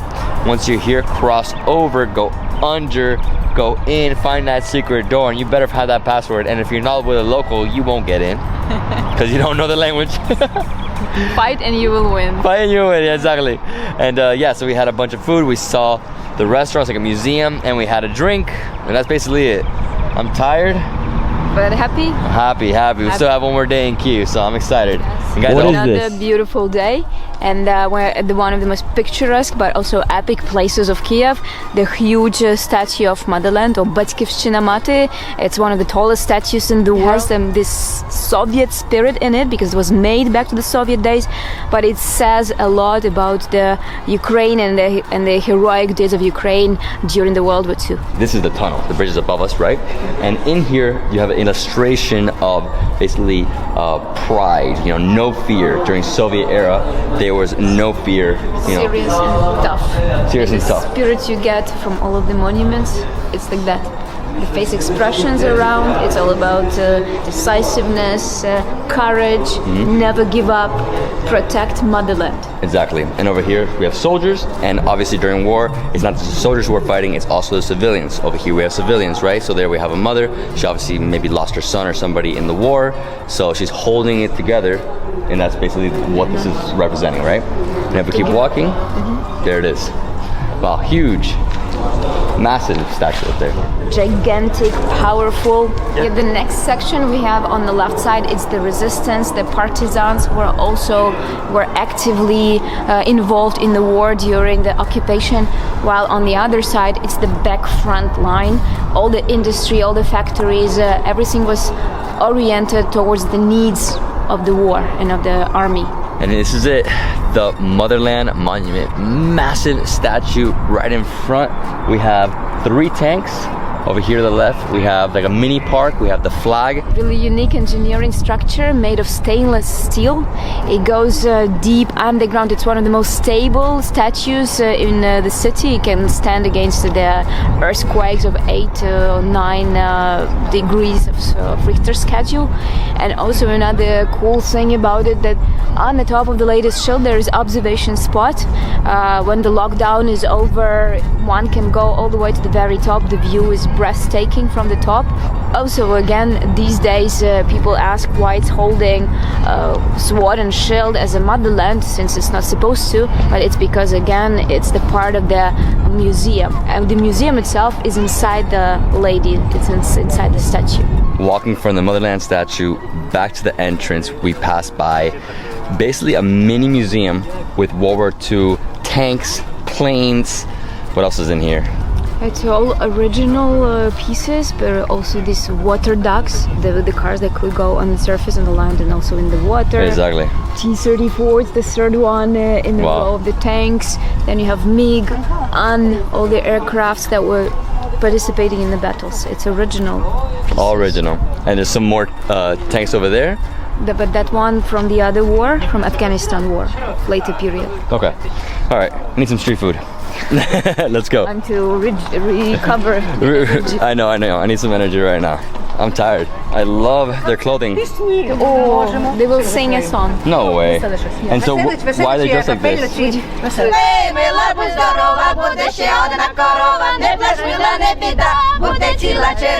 Slava Ukraina! There's the village in Ukraine, in Kyiv. It's called Poznyaki, and this is where their band is from. The oldest singer is 86. She sings like a young girl. Sing at the marriage, at the weddings. The band is 35 years old. They're called Holosuhi, which basically means voices. Well, that was a nice surprise. Now let's get in the car, let's eat some street food. So where are we now? So we're back to Krishatik, the main street, and the most famous street food corner just around the corner of the next building. And what a beautiful day. I mean, right now it's 4:30. Sun is out, people are walking, gorgeous. So I'm gonna be surprised. I don't know exactly what we're gonna eat. I want it to be a surprise. They call it Kyiv hot dog before they even knew here what hot dog means. So another hot dog. I ate a lot of hot dogs in Germany and in Brazil, so. You'll be surprised by what they call here hot dog. And this is it, number 3, and it's basically a corn dog. It looks very similar to a corn dog. I've eaten that many times at carnivals, like fairs in America. I haven't had it in many years, and they have, is this many different versions of it, or what is this menu? No, and also the drinks, the soft drinks that you can get with it, but the only food that they serve, it's this, it's one type of it. It's easy to find by smelling it, and it's easy to find by always queue next to this window. It goes really, really fast because the service is fast. Okay, let's get one. Okay, so it's 25, and it's oily. Oh, thank you. Check for you. All right, so let's go eat over here. So basically, it looks like an empanada or like a massive pastel or samosa. Okay, guys, let's try this.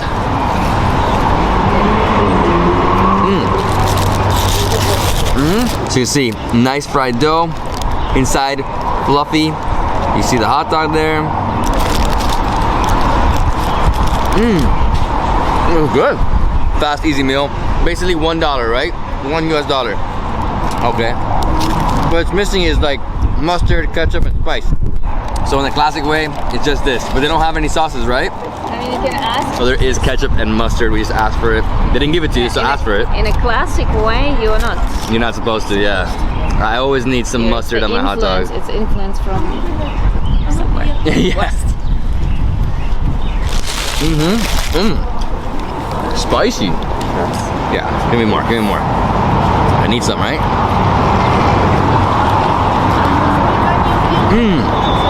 Oh. I feel like my eyes going. That's a spicy mustard. Yes. I'm done with this. Ranking it wise, no more. There are pigeons around to finish. You know what? Let's give it to the pigeons. There you go, guys. Yeah, they're hungry. Immediately. So now you guys know if you want to try some street food here in Kyiv, that's the place to come to. It's right next to the main boulevard, number 3. It's really inexpensive, really affordable. In terms of hot dogs, you guys know I don't love hot dogs. I've eaten a lot of them in my life. I prefer like straight up sausages, you know, like good real meat. Yeah, real meat. Now let's go to the biggest brewery in the Ukraine, Barvar. Yes. Is that it right? We tasted it before, you said it right? Yeah, Barbar. but now we're going to the actual facility. We're gonna try many beers and some food. Let's go. And if you guys didn't notice, I just got a new jersey. Dinamo Kyiv, 29 championships. Each one of these means 10, so next year look at their third star if they win, right? As it can be. Kyiv. It's the best soccer team in the country. You gotta go to their stadium, buy it there. Cost me like $50 US. Definitely worth it. And here we go, going to Bavar. Can't wait to get a beer. I need one right now. Where's the brewery located? It's for the first time during these 3 days we are crossing the river. It's on the left side of the city. So left bank, right? Left bank. Okay. It's taking a while to get here, roughly 45 minutes because of traffic. You know, right now is, 5:30. Big traffic jam. What day is it? Is it Friday. It's Friday. Okay, that's why. When you're traveling and you're having lots of fun, the days just all blend together. Just remember when your flight is. That's important. So we're almost at the brewery, but I wanted to show you something. This area has a lot of Soviet-style buildings. If you've never been to Eastern Europe, anywhere that was Soviets, this is what it's like, right? The Soviets built this, just all square boxes. That's it. Right. There were typical projects for the houses, and wherever you go throughout Soviet Union or former Soviet Union cities and countries, there will be the same looking houses. Yeah, my father's family is from Hungary, and when I go to Budapest, you have the same style. It's all the same like this. Not the whole city, certain sections, right? Completely different Kyiv compared to the right bank. Yeah, for sure. And this is made to the brewery. Let's go. How you doing, Sasha? Good? Good. All right. Gotta love some stuff, right? Let's do this. Good? In a chemical library, not library, laboratory. Laboratory. Sasha's one of the brewers, and he's showing us right now the ingredients, which is barley, malt, and hops. That's it. Oh, and water. So I just came up to the top of their brew system. I think it's a 2-barrel system. It's huge. I don't know because they do it in liters. But over here on the screen, which is Zip Technologies, it shows you basically everything they do. You said 7 to 8 tons a day of beer. They make so many different beers. Obviously, breweries, they make lots of beers. I think it's like a dozen easy. You got German Pils, Golden Ale, Milk Stout, Hoppy Lager, WTF Baltic Porter. That's the one I want to try. The Baltic Porter. Everything looks amazing. Oh, Imperial Stout. Oh, what? This is all of them? Oh, it's crazy. So they made like 50 beers, but obviously they don't have all of them on tap. They probably have like 20 something beers. Incredible. So let's keep going this way, no? They have their own water that they get it from the underground. So it's not delivered, it's straight here. And here, as you get deeper into the production, are the fermentation tanks. There's 3 rows, so you have 4 tons, 6 tons. 2 tons. And 2 tons over there, so smaller batches. Okay, so the reason they do that is because they might make something, really seasonal. It's quick. They put it out, in the market, and if it does well, then they reproduce and then make, more batches, right? So once you pass all the tanks, you get here to the distribution center. Basically, this is where they fill up the kegs that they ship out. They also have a canning system and a bottling system, right?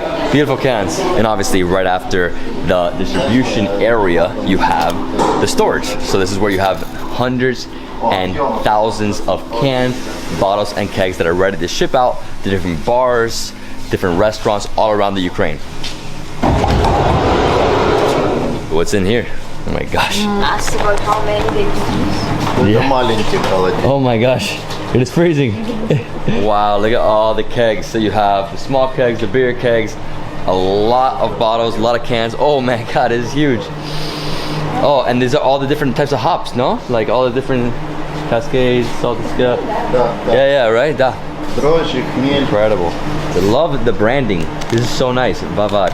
Really cool. So now we're entering their experimental brewery, and this is where it all started, right? This is where the brewery began. Experimental breweries are always like these smaller fermentation tanks, obviously because they make smaller batches, they try, they like, they continue. This is great. Oh man, this is amazing. And they have a lot of barrels, so they're aging a lot of beer. I think I have to try a beer. I need to drink a beer. The equipment here was done handmade by the local engineer. It's not no way. Handmade. This is all handmade, so it doesn't come from a company. Somebody made it here. Custom built. We bought the piece of the details, but it was made by the local guy. He said he has 12 for me to try. We're gonna try one from here? Yes. So I think we're gonna try a beer directly from one of these fermenting tanks. Look at this. This is the best beer. If you want to try good beer, like great beer, go to the brewery, the tanks. Very light. What is this beer? It's a blonde, he said. Nice, creamy. Very creamy. Tastes like more like a cream ale. No? Yeah. But it's a blonde? Like large. It's like you don't know what you're talking about, David. After you have blonde, you have to have dark beer. Look at that. What do we have here? Here we go.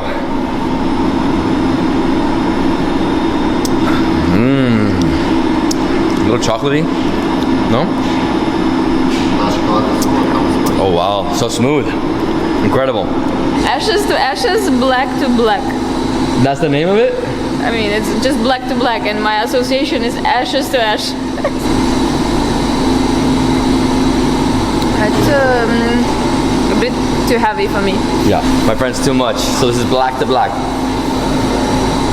It's not so heavy. I mean, it's heavy, but it's not like a crazy alcoholic beer. It's not an imperial stout, it's a regular stout. Like I say, the logo is the best. Being Viking. Oh, another one over here? He says he's gonna offer you some heavy archery thing. Okay, let's do it. Yeah, I told him, don't fill it up all the way. Can't throw any of this away. We're trying this, huh? It's gonna be good. Oh, be careful. Oh. You can't handle this. It's smooth. There's too many different flavors in here. The thing with beer is that it's so diverse, so different. Wow, what a beer. So you gotta try it, Okay.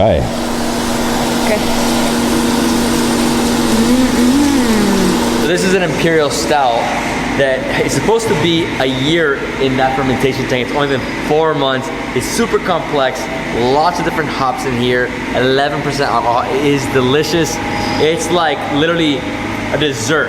This is a dessert beer. It's too good. Dark beers all day. David, let's go to the bar now to try some other beers. And we can also eat here if you want to. I might have a bite. I'm pretty hungry. This is great. Look at this. So in like the restaurant, you can see the brewery right here. Oh my god, this is awesome. I love this place. Over here, it's like barn house brewery, right? Super high ceilings, lots of wood everywhere. You got the fire going. I have 3 beers, really beautiful beers. They're all unique. This is the Oriental Ale. Here we have the Deepa, so not Dua Lipa, Deepa, double IPA. And right here we have the Strong Ale. And over here we have some pork ribs with some yummy French fries.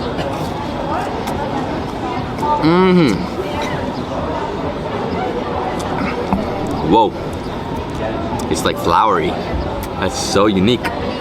Oh, and obviously this is getting stronger like this, right? I forgot the exact percentages here, but I know this is like 8%, and this is a little higher, this is lower.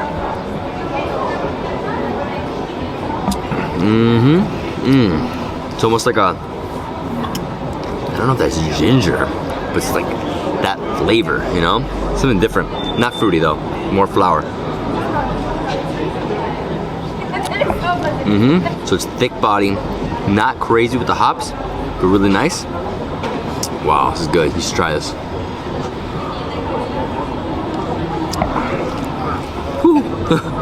That's a strong ale.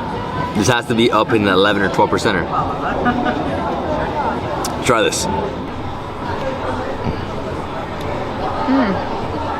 And it's not it's what? It's ale? Not stout, it's not porter, right? It's ale.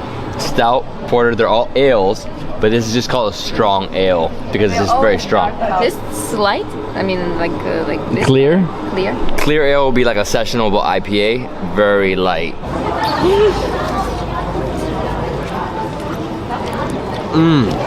Missing the Yeah, right? Okay. They do these so good. Yes, he Wow. said that it's locally made. They have their own grill with the wood, with different kinds of wood that makes the taste special. Yeah, smoky. Very smoky, slow cooked. That's in the language. Hey, that's my language. People always say like, David, you do too much hums. I'm like,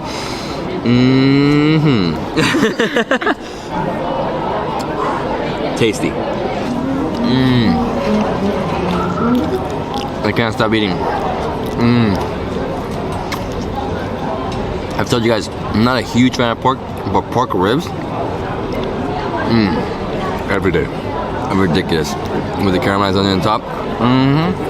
It's also caramelized. I like the onions. Really a perfect place to come on a Friday, Saturday night. Early dinner, you know, 5 p.m., 6 p.m., come here, have some beers, have some delicious food. Obviously this is like elevated bar food, that's what I call it. Like it's up, you know, it's not regular bar food. And the chicken, it's sweet and spicy at the same time. Yeah, sweet and spicy? Mine's just sweet and fatty. What a great day, huh? And there's end of the day as well. So they can do cheers with the bones. I swear, probably one of my favorite ribs ever.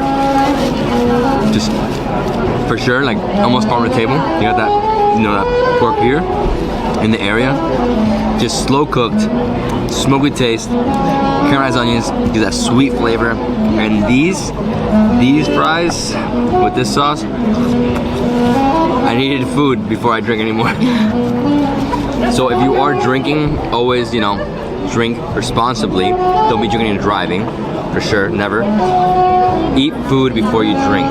It's a rule. I love your country. Ukraine's amazing. And everybody's so nice. Yeah, they know how to feed you. Definitely. I popped right there. I try a little wing, a little chicken lollipop. Am I gonna this thing? I have to try this. It's like a sweet and sour sauce. Oh wow. Super sweet. A little spicy. And they're big. They gave you like what? 8? Yeah, up to 2 of them already. Good. Yeah, again, this is like more like tapas style, right?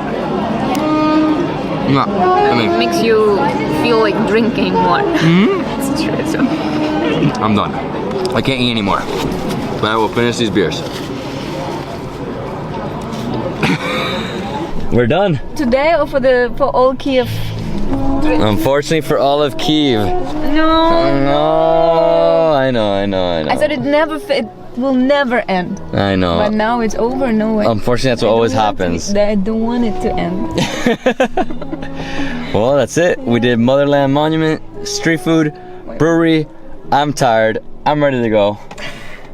Yeah, we did all, yes. Yeah. It's been cool. Well, guys, yeah, my man. Hello. I'm with this guy at the Cognac factory today, Cognac Museum.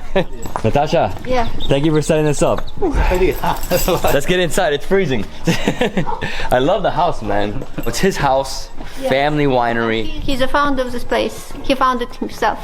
Because I'm cold, the owner's lending me a jacket because we're gonna go outside and explore. But just so you guys understand this place. So this room is the wine tasting room. If it's bad weather outside, you can taste wines right over here. You do wine tasting with some food. Over here, as you can see, lots of bottles. You have corks. You have all his different wines, right? So Don Alejandro, and I love it. It's the monkey, right? So the monkey is his logo. It's also on his wrist. Let me see. Monkey mushroom. Wow, I love the property. So it's like old houses. They use a lot of glass, different colors. It's almost like mosaics all over the place, right? Woo! Little trampoline to work out. That's what wine tasting happens when the weather's fine. I've never seen this before. So this is where you taste the wines, but the table, they put 600 bottles all over the place. So I guess they put it in, they put the concrete, and they mix it all together like bricks, sort of, right? Same thing over here with the barbecue. So 1,400 bottles were used for this barbecue. Look at this. You're grilling and you have all the wines in here. Oh my god, the spiders in here too. This is so unique. I've never seen a winery like this. I mean, this guy's just like making his house with bottles, corks, glass, everything he uses to decorate the house, right? To really like amplify the feeling here. Whew.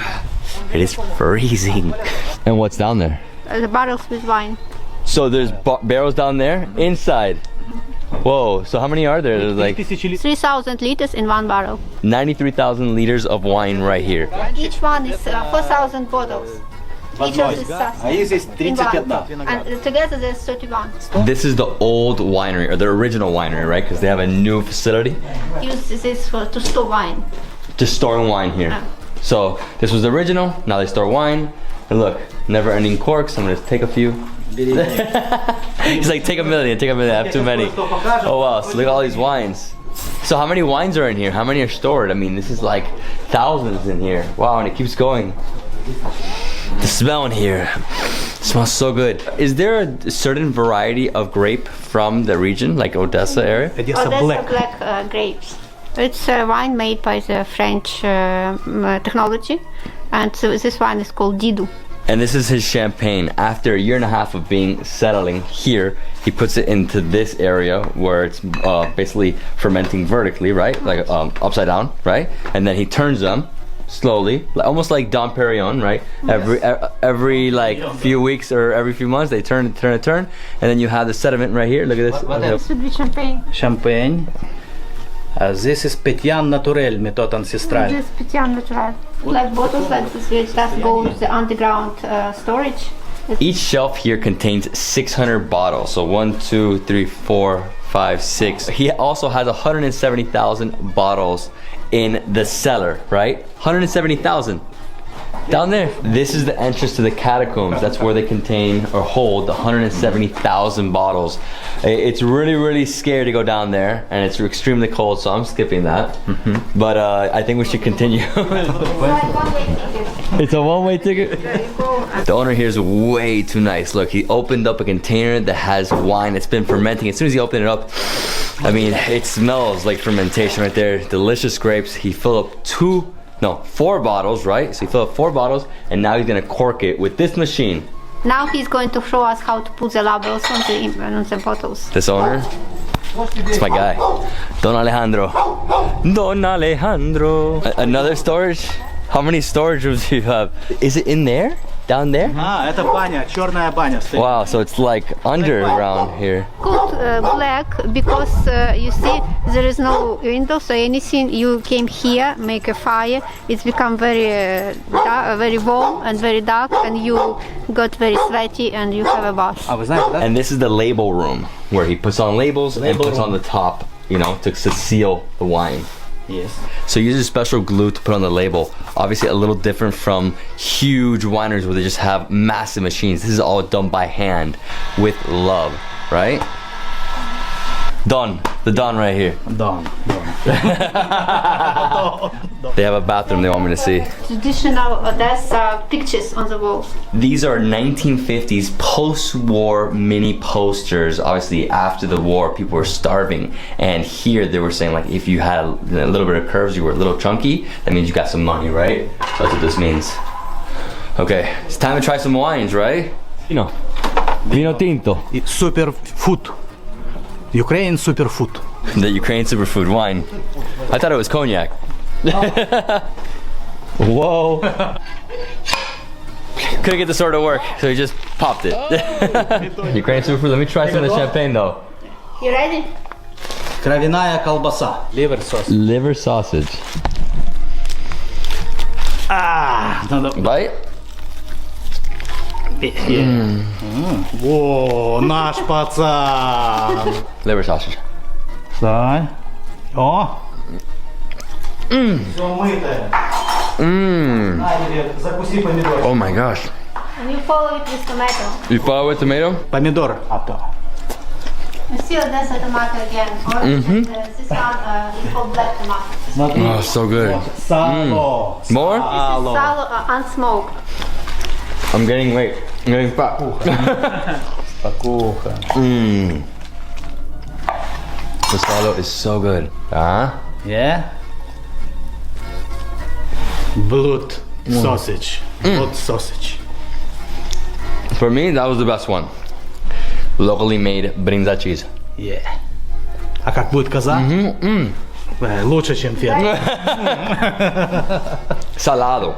Sal. Да. А сало хочешь еще? Oh, it's so good. I think after this I need a lot of water. Dun dun. Da-da-da-da-da. My friend here is too much, so we have the blood sausages, the liver sauces, the cheese, the salo. Salo's so good. If I stayed in this country for like 2 months, I'd be I'd be a blimp. It was taken out specially for your visit. So this came from the underground storage that we just saw, the one that's like dark. Where we didn't want to go. Oh yeah, it's too dark in those catacombs. I can't go in there. It's all dead. Oh man, it smells good.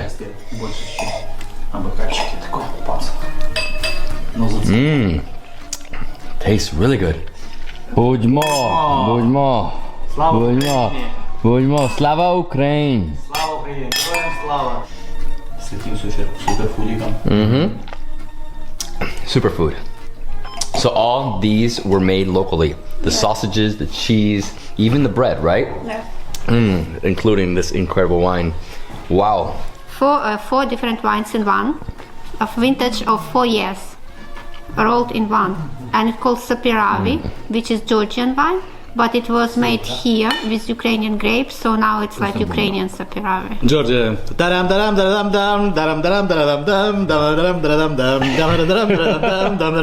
Yeah! I can't wait to go to Georgia. I had a Georgian dish the other day, the puri. The cheese? Yeah, cheers. Budźmo, na zdrowie, budźmo! This is the life right here. What a great wine. So Georgian wines are similar to this, like in taste. But ours is better. Obviously, if it's yours, you have to say it's the best. You want to be the best, right? Tastes phenomenal. I mean, it's a little dry. Man, it smells incredible tannins. Another wine, okay? Ukrainian gangster. Don't worry, I'm full of tattoos too. No filter.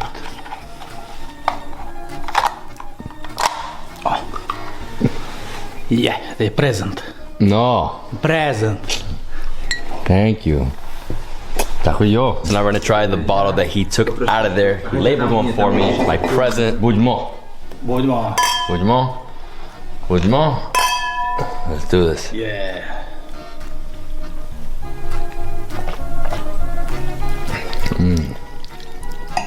Tropical, right? A little tropical?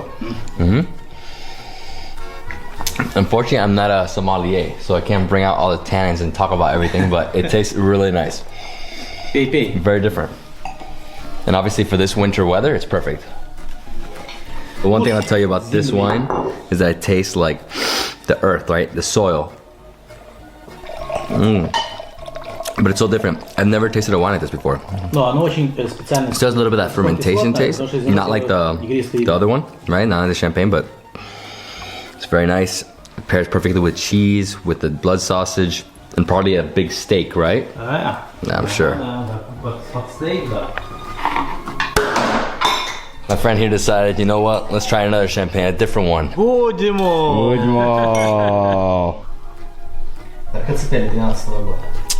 Oh, this one's way better. The bubbles. Yeah, that one is more like fermenting still. This one's still like farmhouse champagne. 13.5 alcohol. Oh, that's it? Yes. Strong. He brought all this from India. No way. And he put it into his wall. It's incredible. So he's gonna take me to the top. This is his summer home. You know, this is where they make the wine. You can do wine tastings here, but in the summer, him and his family come here to stay. And wow, that is crazy. Look at this, the whole thing. So we're gonna go up to the top and get some views. Unfortunately, it was so wet that I didn't bring my drone, but it's all good. All the chestnuts, it's awesome. Wow, nice views. You know what? Let's go higher. Over here we have the estuary. We have Cold Balka, which means the ravine, right? Cold ravine. And the vineyards are actually on the other side of the estuary. So if you want to, it's 35 kilometers to go around, or you can go on a boat, and it's only 3 kilometers straight. Don Alejandro. Don Alejandro. Thank you, my man. We have to get out of here though, because it's starting to pour and we still have to go back to the city and explore, so. I don't know what he's saying, but he's the man. Don Alejandro! Yeah. Slava Ukraine! Heroyam Slava! These guys made my year, man. They're too funny. Okay, one last one. Yeah. We had a good time. Thank you. This country is welcoming. Everybody's so nice. Natasha, I'll tell you, I love the buildings here. Oh, that's great. Very beautiful, very colorful, very like European. It reminds me of some cities I've seen in like the Balkans, you know? And also very green, lots of trees here in Odessa. So we are getting to the city. We're entering now, we're like 5 minutes away. Odessa is very clean, very modern European city. People can walk everywhere. Commercial port city, and it's wet. All right, guys, after a 20-minute drive, we're here back in the center of Odessa, and we're going to Kumenets. Kumenets. So that's a traditional Ukrainian restaurant, Ukrainian house, right? Because what I've seen online, it just looks awesome. It's even better in real life. Yeah, in real life it's better? Okay. So it's literally 1 block away from my apartment, which is on Katerina Street, next to the square. Just walk through here. Great neighborhood. It smells something good. Smells good. Let's enter. My man, how you doing? Very nice. What are we doing tonight? Please, vodka. Okay, here we go. What vodka is this? Like a lemon vodka. Limone, right? Ah, it's spicy. Oh, yeah.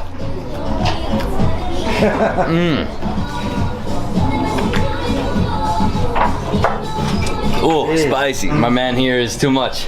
So nice. He's like, you know what, horseradish vodka, just keep drinking. I'm like, okay. Oh. Now I'm Cossack. Cossack. Cossack. Cossack. I love Cossack.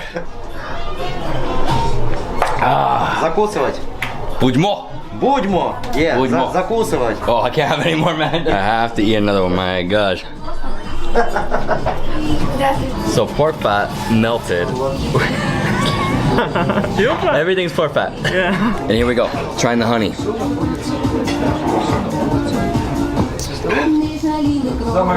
It's honey, but it's spicy. And I love the music. Really nice Ukrainian, right? Oh. So, I don't know exactly what that is. It looks like watermelon. This one's more like the orange here, right? It's carrot? Oh, definitely not carrot. It's more like tangy, this one. They're all spicy, but that's really the vodka. So, next up.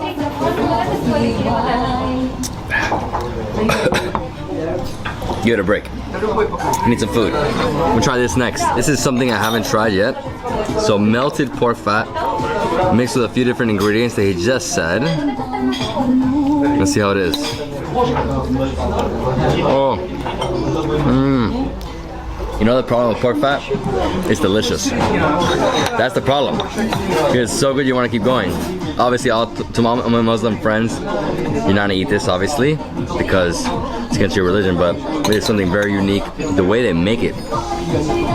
Melting it, mixing with a few different ingredients.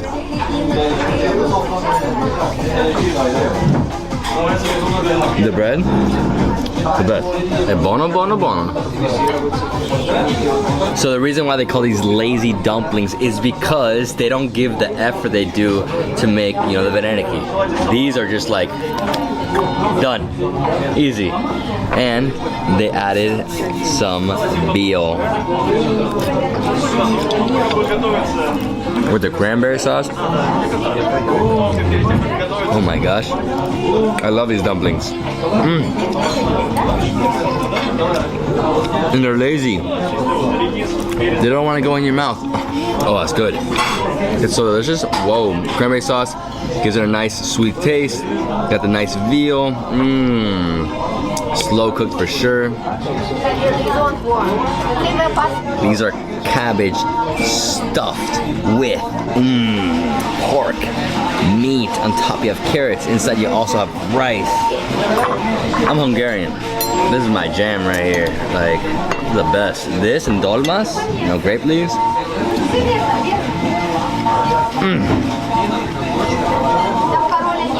Oh, that's good. It's like completely full. Cabbage is just like a little layer. Sometimes they give you like a multiple layer. That's not good. That means they're being a little cheap on it. I love this, but I've been eating all day. At the winery, I wasn't expecting all that stuff. A little too much blood sausage and that pate. Kill me. This one's a little different because I can't just grab this thing and just dip and eat. I gotta break it up, right? So you have to go in here, separate the spine right there, boom. Take out from all the bones. Yeah, right there. Gotta be really careful, my friends, really careful. You never wanna eat this. One time, I ate a fish almost whole. Not a smart move. Now, I'm careful, but yeah, still though the spine's here. I mean, the sauce is good though, right?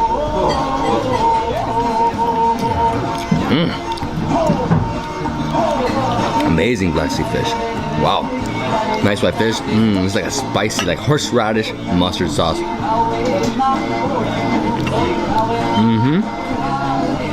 Oh, I'm gonna eat a whole fish. Fish is so fire. Black Sea. I didn't know they had such good fish. See, what I really want to do is I want to go in here with my hands, pull everything out, get rid of all the spines, dip, and just the real Indian style. Oh wow. I mean, to be honest, the spicy sauce is getting to me. It's like really hot. Nice flesh here. Nice meat. Wow. Again, if you don't go to the country and eat their food, you weren't there. And when you come to Odessa, talk about that fish. My favorite part of the fish is the cheeks. You know, for me, fish can never leave, right? Now, if anybody ever looks at you and I think you're weird because you're like diving instantly with your hands, what's wrong with them? We're born to eat with our hands. Utensils weren't made for us. That's what I believe. My Indian friends told me the same thing. Who knew that Ukraine likes spicy sauces? I mean, it's the horseradish for sure. And sometimes chilies. Guys, we had an incredible day, right? Don Alejandro, right outside. If you guys don't know, this place, Odessa, is famous for their wines. So many vineyards, so many different ones. A lot of famous ones. We went to this one is because it's private boutique. He took me in. He's not taking tours right now. He took me in like a family member. My God, treated me like a king. Gave me 3 different wines to go. And thank you. Amazing. Thank you. And then we came here, unfortunately, because of the rain, we couldn't like walk around the city. We had some time, but it was just too much rain. And yeah, we came here. Wow, good food, nice people, Cossack. Cheers, guys. To Odessa. Bujmo. I'm getting it right now. It takes me time. This language is not easy. Hello, Dorango. So what do we have? Just a mix. Whatever you like. Eggs or vegetables, 4 dishes, snacks, caviar. Caviar, yes. Herrings. Vareniki. Vareniki, yes. We have live music. The guy's coming around with champagne. Look how he carries it. Oh my god, it's amazing up there. The way it works here is that you make the queue outside. Once it's your turn, they'll sit you down. Then you stand up. You come here. It's not like a buffet that you pick everything. You just tell them what you want, right? So I'm gonna get a mix of everything. For me, everything. Lots of caviar and Vareniki. Hey, this is Sunday morning brunch. We need champagne. Yes. Let's sit down. Yeah, for me, I consider. I didn't sleep last night. This is like a dinner too. I love this restaurant. This is like jumping back into one of these like super high-end brunch places, but this is not brunch, this is breakfast. So the buffet's only for breakfast, closes at 11 a.m. You know, live music, super beautiful decor. You got plants everywhere. I feel like I'm at a, I don't know, this place in Miami called the Biltmore. It's something like that. And I got a mix of everything here.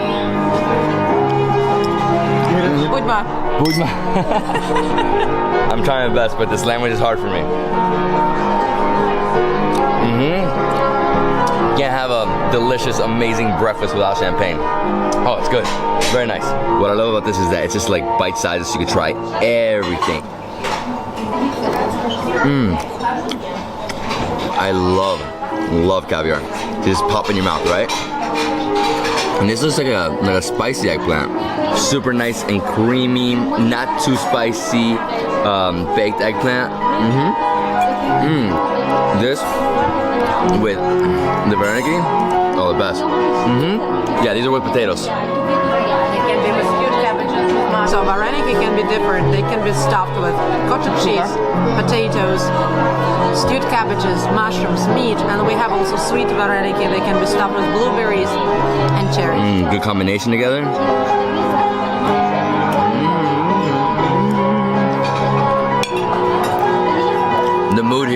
The mood here is so awesome. I mean, the live music is the best.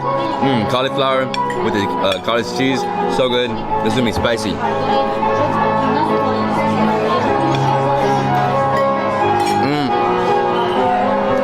Very soft, not too hard, like bruschetta. It's basically like a cheesy topping on top, right? Oh my gosh. Now, more fried cheese. So it's like an egg tava, right? So let's see. Yep. Look at this. So if you've ever been to like Albania, Kosovo, this is what they do a lot, but this is obviously a little different, right? Wow. So you have tomato-based sauce. You have, I think, is there parsley in there? You know, something. I don't even know, guys. I see a bunch of herbs and it's too early in the morning. Definitely a flavor of India with the spices. Bravo, bravo. What an incredible baked egg, a little spicy.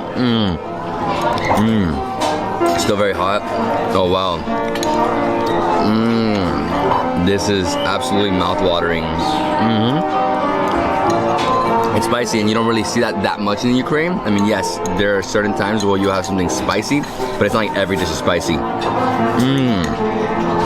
Oh, one of my favorite eggs ever. This is awesome. And this is just like a potato salad?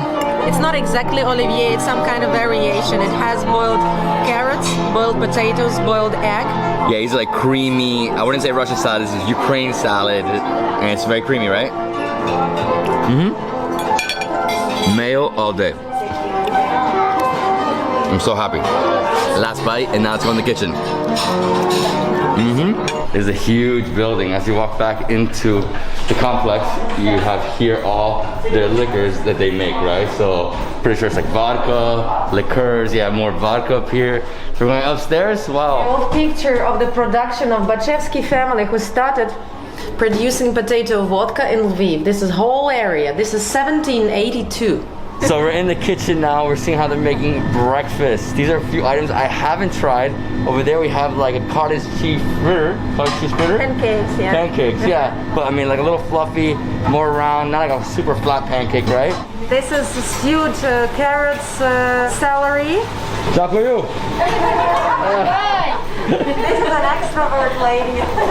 Thank you so much. So this is like the fish, meat, poultry section where they do all those dishes, right? So this is all for lunch, obviously. Over here they got the guys. Lunch and dinner. Lunch and dinner. So we have the guy pounding. I guess that's chicken over there.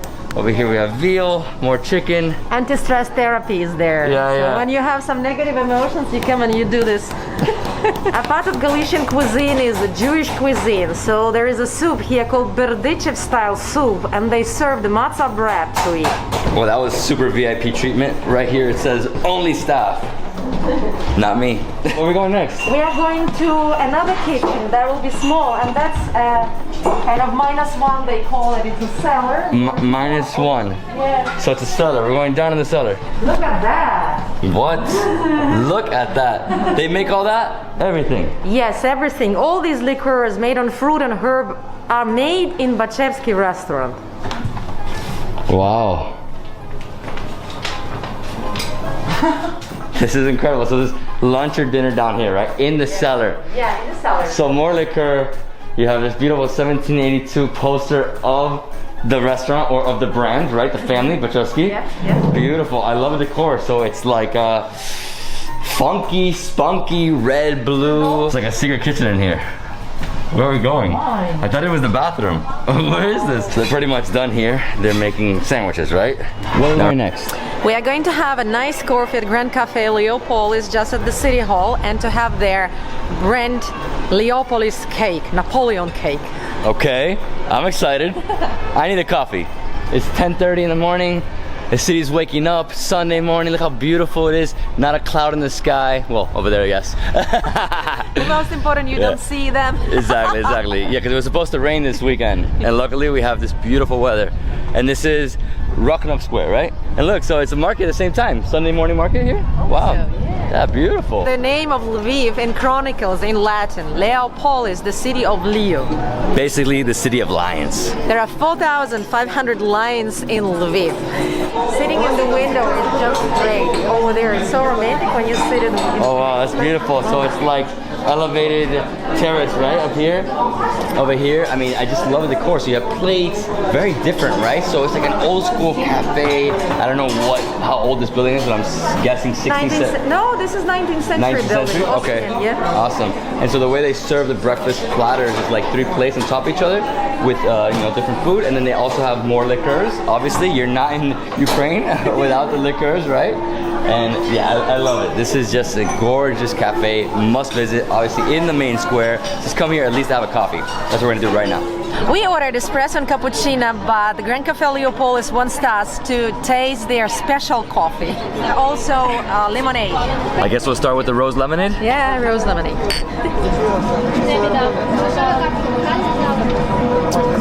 Wow.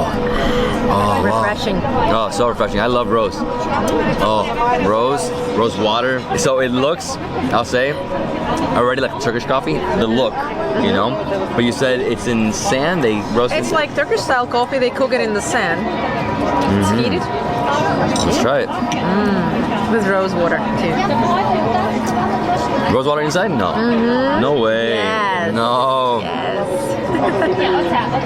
Oh, what a morning here. Sunday morning, it's sunny. We're in Eastern Europe. God, it can't get better than this. This is the best. That's some unique flavor. So strong, no sugar, but wow, rose water. Wow. Every single cake Leopolis has the number. So we have 2052 and the name of the cook who did this cake. Every single piece of Leopolis cake gets this cream on top. It gets to be tried, tasted with the golden plated cutlery.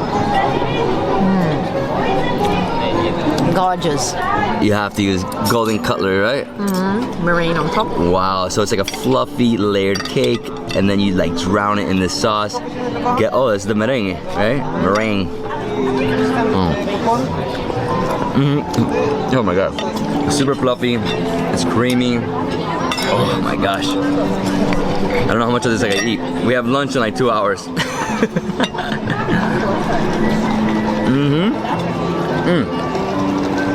Oh wow, the cream that pours out on the top layer, look at this. The top layer is like creamy, almost like creme brulee on top, right? And then it's multiple layers. I'd say, I wouldn't say baklava, but just the layers, it resembles it, you know? Similar, obviously not the same at all. This is a Napoleon cake. In Lviv, it's called a Leopolis cake. We both want to eat more, but it's just like, oh man, it's like indulging in it to it, you know? It's so decadent. This is my favorite cake so far here in Lviv. Obviously, this is the place of chocolate cakes, multiple different cakes. Every single restaurant has a different cake, right? Cheesecakes. Cheesecakes. Look at this. What? It just falls apart.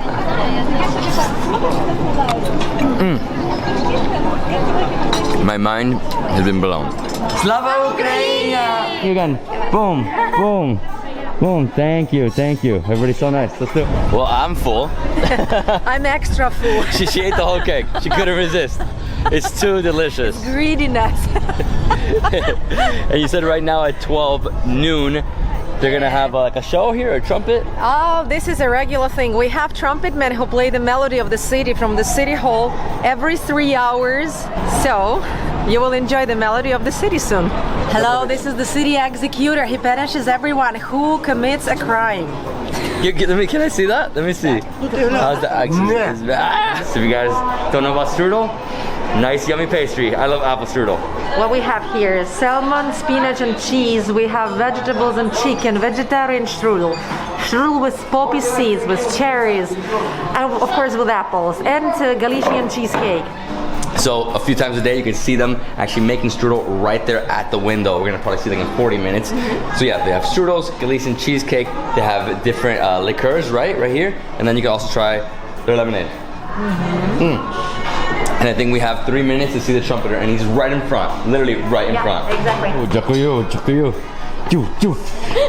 That's a retro car for wedding, but you know what that is also? Cruella de Vil, Cruella de Vil. If she doesn't find you, no evil thing will. Come on, 101 Dalmatians. Early June, we have a festival of retro cars. There will be a racing of retro cars that come to Lviv from different European cities and Ukrainian cities.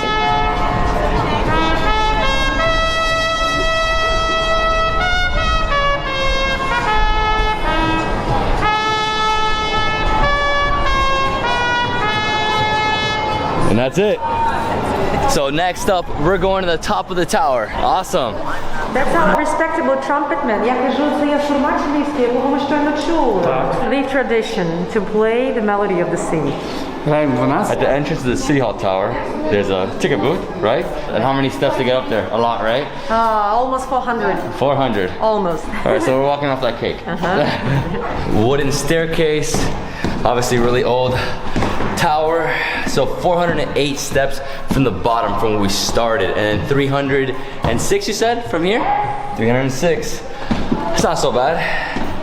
I can do 3,000. We're trying to go fast. Definitely gotta be in shape for this. Work out those thighs. Lunges right here. What is it? These are the ways, the mechanism of the clock. Austrian clock.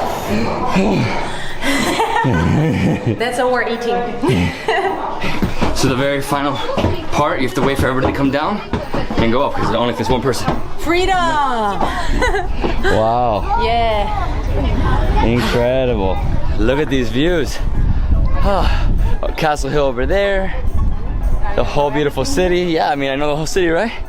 Incredible. And from here you get the best views. Obviously Castle Hill, you get great views, but from there there's obviously trees. Here you see the old town from above, all the rooftops, super sunny. 65 meters tall high is the city tower.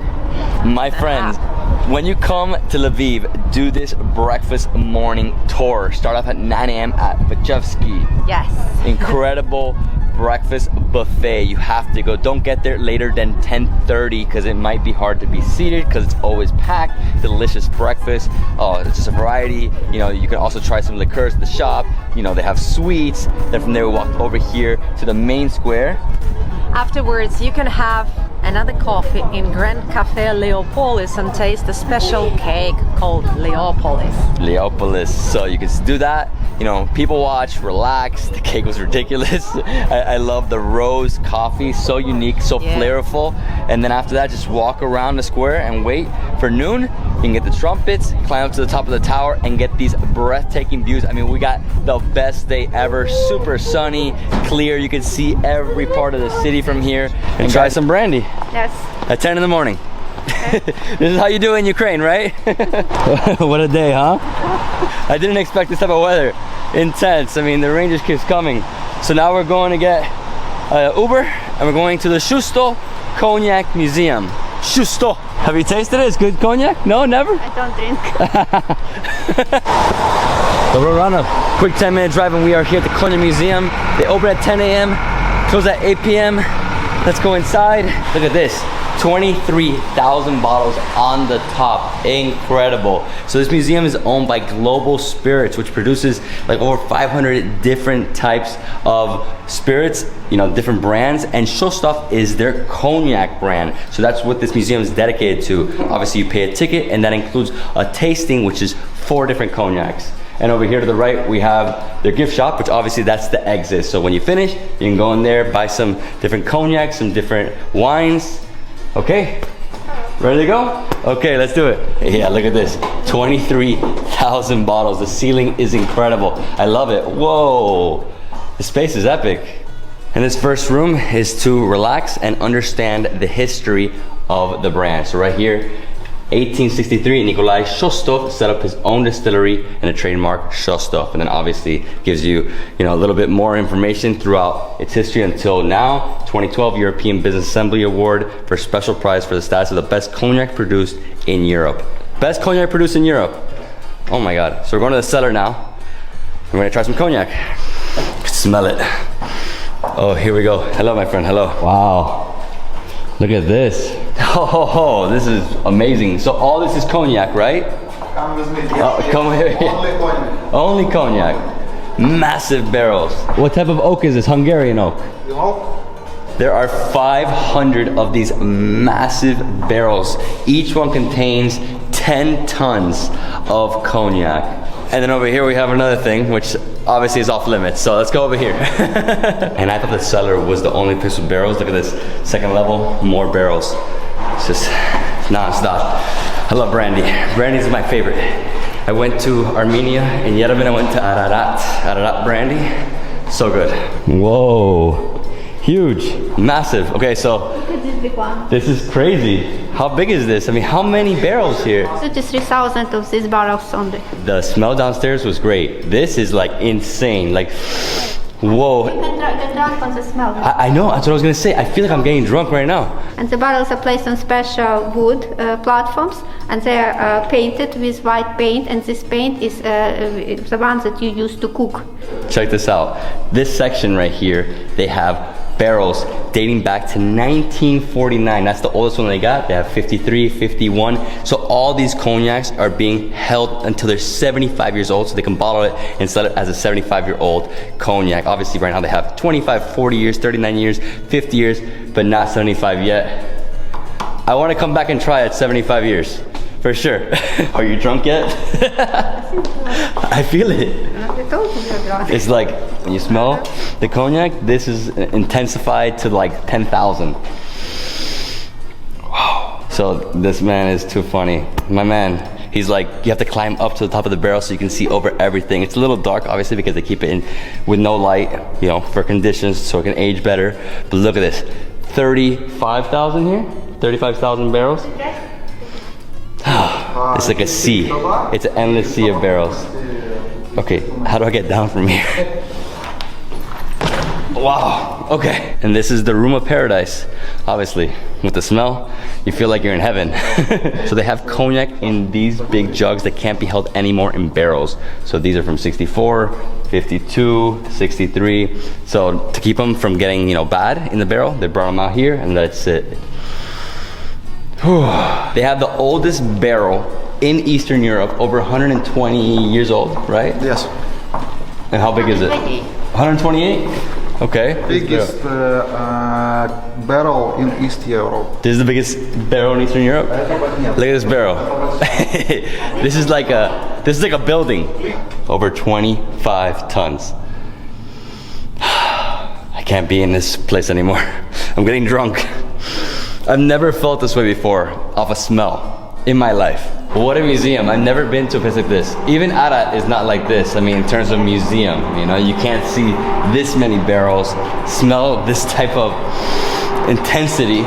These glass pipes are used to take the cognac from the barrels to the bottles. So they don't have to take it out manually. This is just a easy system with pipeline, right? Basically a pipe. How many more barrels, man? This is like, it's infinite. Downstairs, we saw the biggest barrel in Eastern Europe. This is the oldest, dating back to 1893. The oak is so good that they never had to fix it until the year 2013. So it went like over 120 years, 130 years, you know, in prime condition. The workers of the factory buried it in the ground. Not just to preserve one barrel, but to take it out after the war and taste the cognac and use it as a sample for creating future cognac. So now we're gonna taste some cognac, and you're saying it's different type of tasting. It's like a walking tasting. We're not just gonna sit down and just drink. We're gonna go, have a drink, walk around, have another drink, right? So we're trying 4 different ones. This is a wishing bell.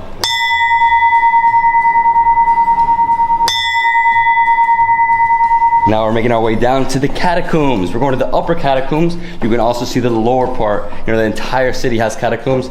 Literally right under every building, there's catacombs. It went, they took the barrel, put it on the yacht, and went with this all over the world. And the barrel came back, and they took the cognac from the barrel and put in the bottles. So there is a limited edition, only 99 bottles, called Pirates and Their Treasures. And we're gonna taste it. So this is the first cognac we're tasting, and it went around the entire world. Everywhere we go here is like an experience. So how do you taste cognac? Very easy. Take a sip, then swirl it for 10 seconds so your receptors pull out all the flavor.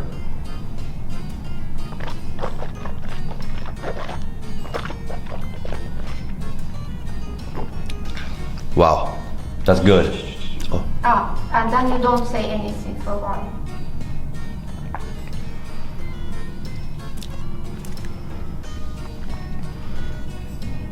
It's very good. I like this type of tasting, you know? Walk around, see the museum, slowly finish the glass. The smell on this is absolutely phenomenal. So how many years has this aged? 34. 34. Chevalier de la Croix de Maron. He invented cognac, obviously by the painting he was drunk, and he invented tasting in cognac also. I gotta say, this round the world cognac, so unique. Smells, so many different smells in here. It's hard to like narrow it down, but it's fantastic. And this was exclusive for me, right? No one's gonna get this taste. The museum doesn't end. Yes, it's a new barrel from inside. So here you can see what a barrel looks like inside. These are all the instruments they use to make barrels. If you're missing just one instrument, you can't complete a barrel. You need every single one of these. They're like pickers. Man, I don't even know what these instruments are called, but pretty awesome. I've never seen this. And here we have like some old cognac just sitting here for like 100 years. Here we have some more of their brands. And let's keep going. I think we still have 3 more cognacs, no? 3 more? All right. Zuyom. Zuyom? Okay. And then don't talk for some time.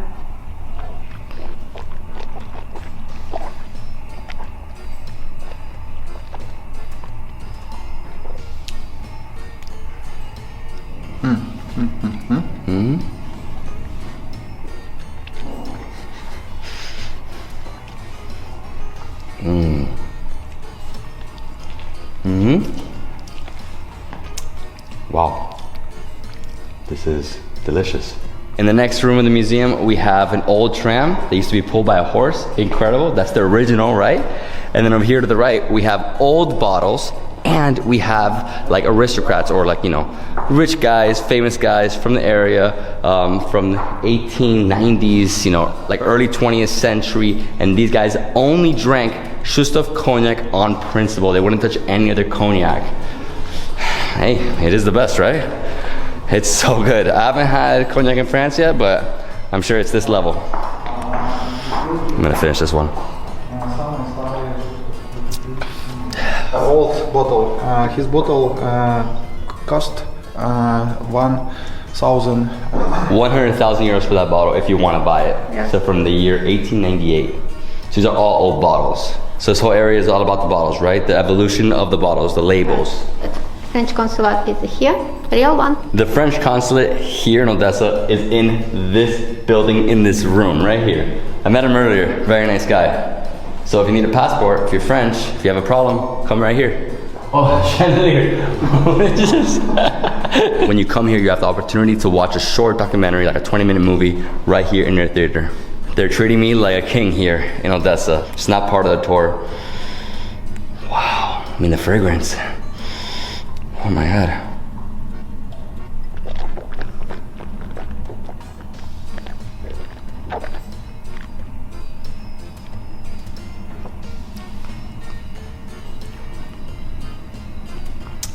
I take a bottle. I take 10 bottles. This is so different. It's so much more like, I would say even like a little more sweet than the last one. Whoa.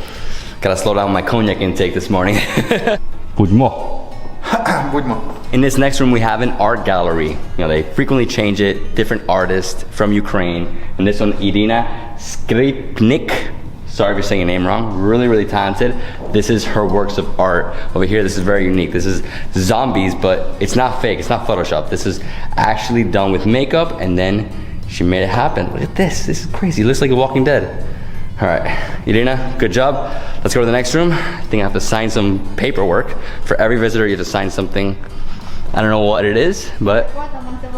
Oh, on the wall you have to sign? You're the man, bro. You're the man. And this is mine right here. So I'm getting blue, my favorite color. I'm gonna do a Davidsbeenhere. Slava, right? Slava.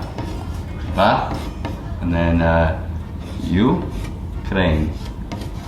If you want to do this tour, there's 3 different levels. 11 euros, 20 euros, 35 euros. The tour is exactly the same. The difference is a type of cognac you drink. So, and each one's a different story, right? So at the end I have the 70 euros, and he was telling me this one alone is like 150 euros. So crazy, right?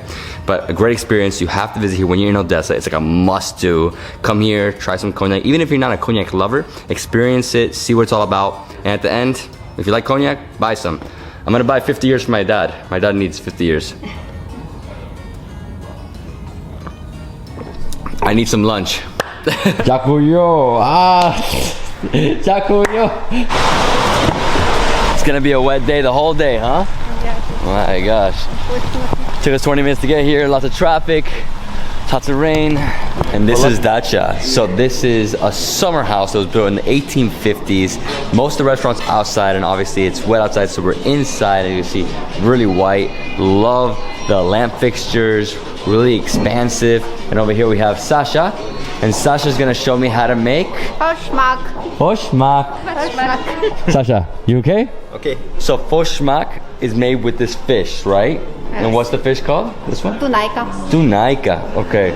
A little confused, but yes, this is Odessa cuisine. I'm excited, I'm hungry. I'm gonna learn how to make the fish. I'll probably help him out too. So the way he started making this dish was he got the fillet of the fish, same fish, right? Slightly salted, and he chops it up. He gets an apple, chops it all up together. After that, he's gonna put the bread in here with some milk, right? And then I'm sure he's gonna combine it all together, right? So that is sort of the process. Smells amazing. I just had a tiny piece of the fish. Just like that, raw, tartar, the best. Okay, so he finishes cutting, then added bread, butter, pepper, and olive oil. So it's basically tartar of this fish, mixed with butter, bread, soaked with milk. It just smells amazing. It smells so good. I can't wait. I mean, this place is famous for their fish, right? Odessa is a fish place. Black Sea, got lots of fish. I was supposed to help him, but I told him no way, he has to do it himself. This is like, I gotta watch the process. I mean, it's just incredible. I can't wait to taste it. So how do we eat it? We're gonna put this with bread, right? This with bread and also tomato. So on this bread, oh, I love this bread. It's dark bread, it's like a nice, it's a rye bread, no? Right? That was so fast. That was incredible. So after he made the entire tartar, right, mixing it, then he put it on top of the rye bread. He put some more fish, he put some onion and parsley. This is new potatoes, Black Sea Odessa fish, salted, slightly salted, and chicken neck. It's not actually neck, just stuffed chicken. It's making an appetizer from Mikado tomato and brinza cheese made from cow milk. So if you guys didn't know, they make tomatoes in the area. They're produced with tomatoes, and these are different. These are huge tomatoes, like giant, super juicy, and they also have, you know, a different color one. I haven't seen this one before. It's like a yellowish orange tint. So that with cheese. In Ukraine, if you taste some dish you have never tried before, you make a wish and it will come true. Oh, I cannot wait. This is gonna be so good. I'm gonna eat all of them. I'm serious.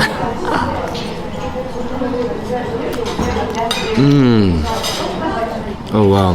Wow, it's a creamy, fishy salad, right? With fish on top. Oh my gosh. It's so good. It's not even that salty. Like, it's not so like overbearing. I love it with the rye bread.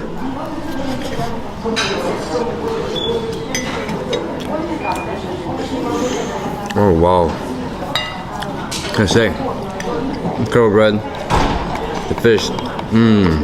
The bread inside. Onions. Fish on top. My wish is to come back. Because for this dish, if you're into fish, if you're into like fish salads, oh, what a great combination. Like I would say in Spain, it's called like a tosta, you know, bread with the salad on top. This one's phenomenal. And the fish came from right here, from the Black Sea. It's ridiculous. The bread, that's the best. Black Sea sardine. I can eat all of it. Oh, thank you so much. This place is amazing. Odessa cuisine. Oh, my style. No, I'm all about that fish. Fish life. You know, it's so different because in the north, it's about pork. You know, pork. Here, it's all about fish. Nice salty fish. And they're easy to eat, right? There's like almost no bones. A little bit of tail, but that's okay. I love these small potatoes. Potatoes, cabbage, and beetroot are like the root of the country, right? The root of the cuisine. But obviously in the south, you're gonna get more seafood. And what I like about it is that it's not so fishy, you know? It's a little oily, not so salty. Just like flows down. Super succulent. I'm so happy. The yellowish orange one, right? A little different. With basil, I've never seen this tomato in my life. You know, I've seen the other one, the big red one. We have something similar in Florida, but this orange yellow. The cheese is basically like mozzarella. Really refreshing. You know, the cheese, nice and spongy. But for me, what makes this is the basil, right? I love all these herbs, you know? They always change the flavors. I'm all about that vegetable life. And the oil too. What a meal. So it's almost like it's bread inside, right? So it's like onions, bread, and like chicken broth almost. Obviously it's chicken, but it's all been mashed together. Almost feels like a cutlet, you know? Wow. Everything is too good. This food is yummy, yummy. Before the next dessert comes, I'm gonna have some more fish.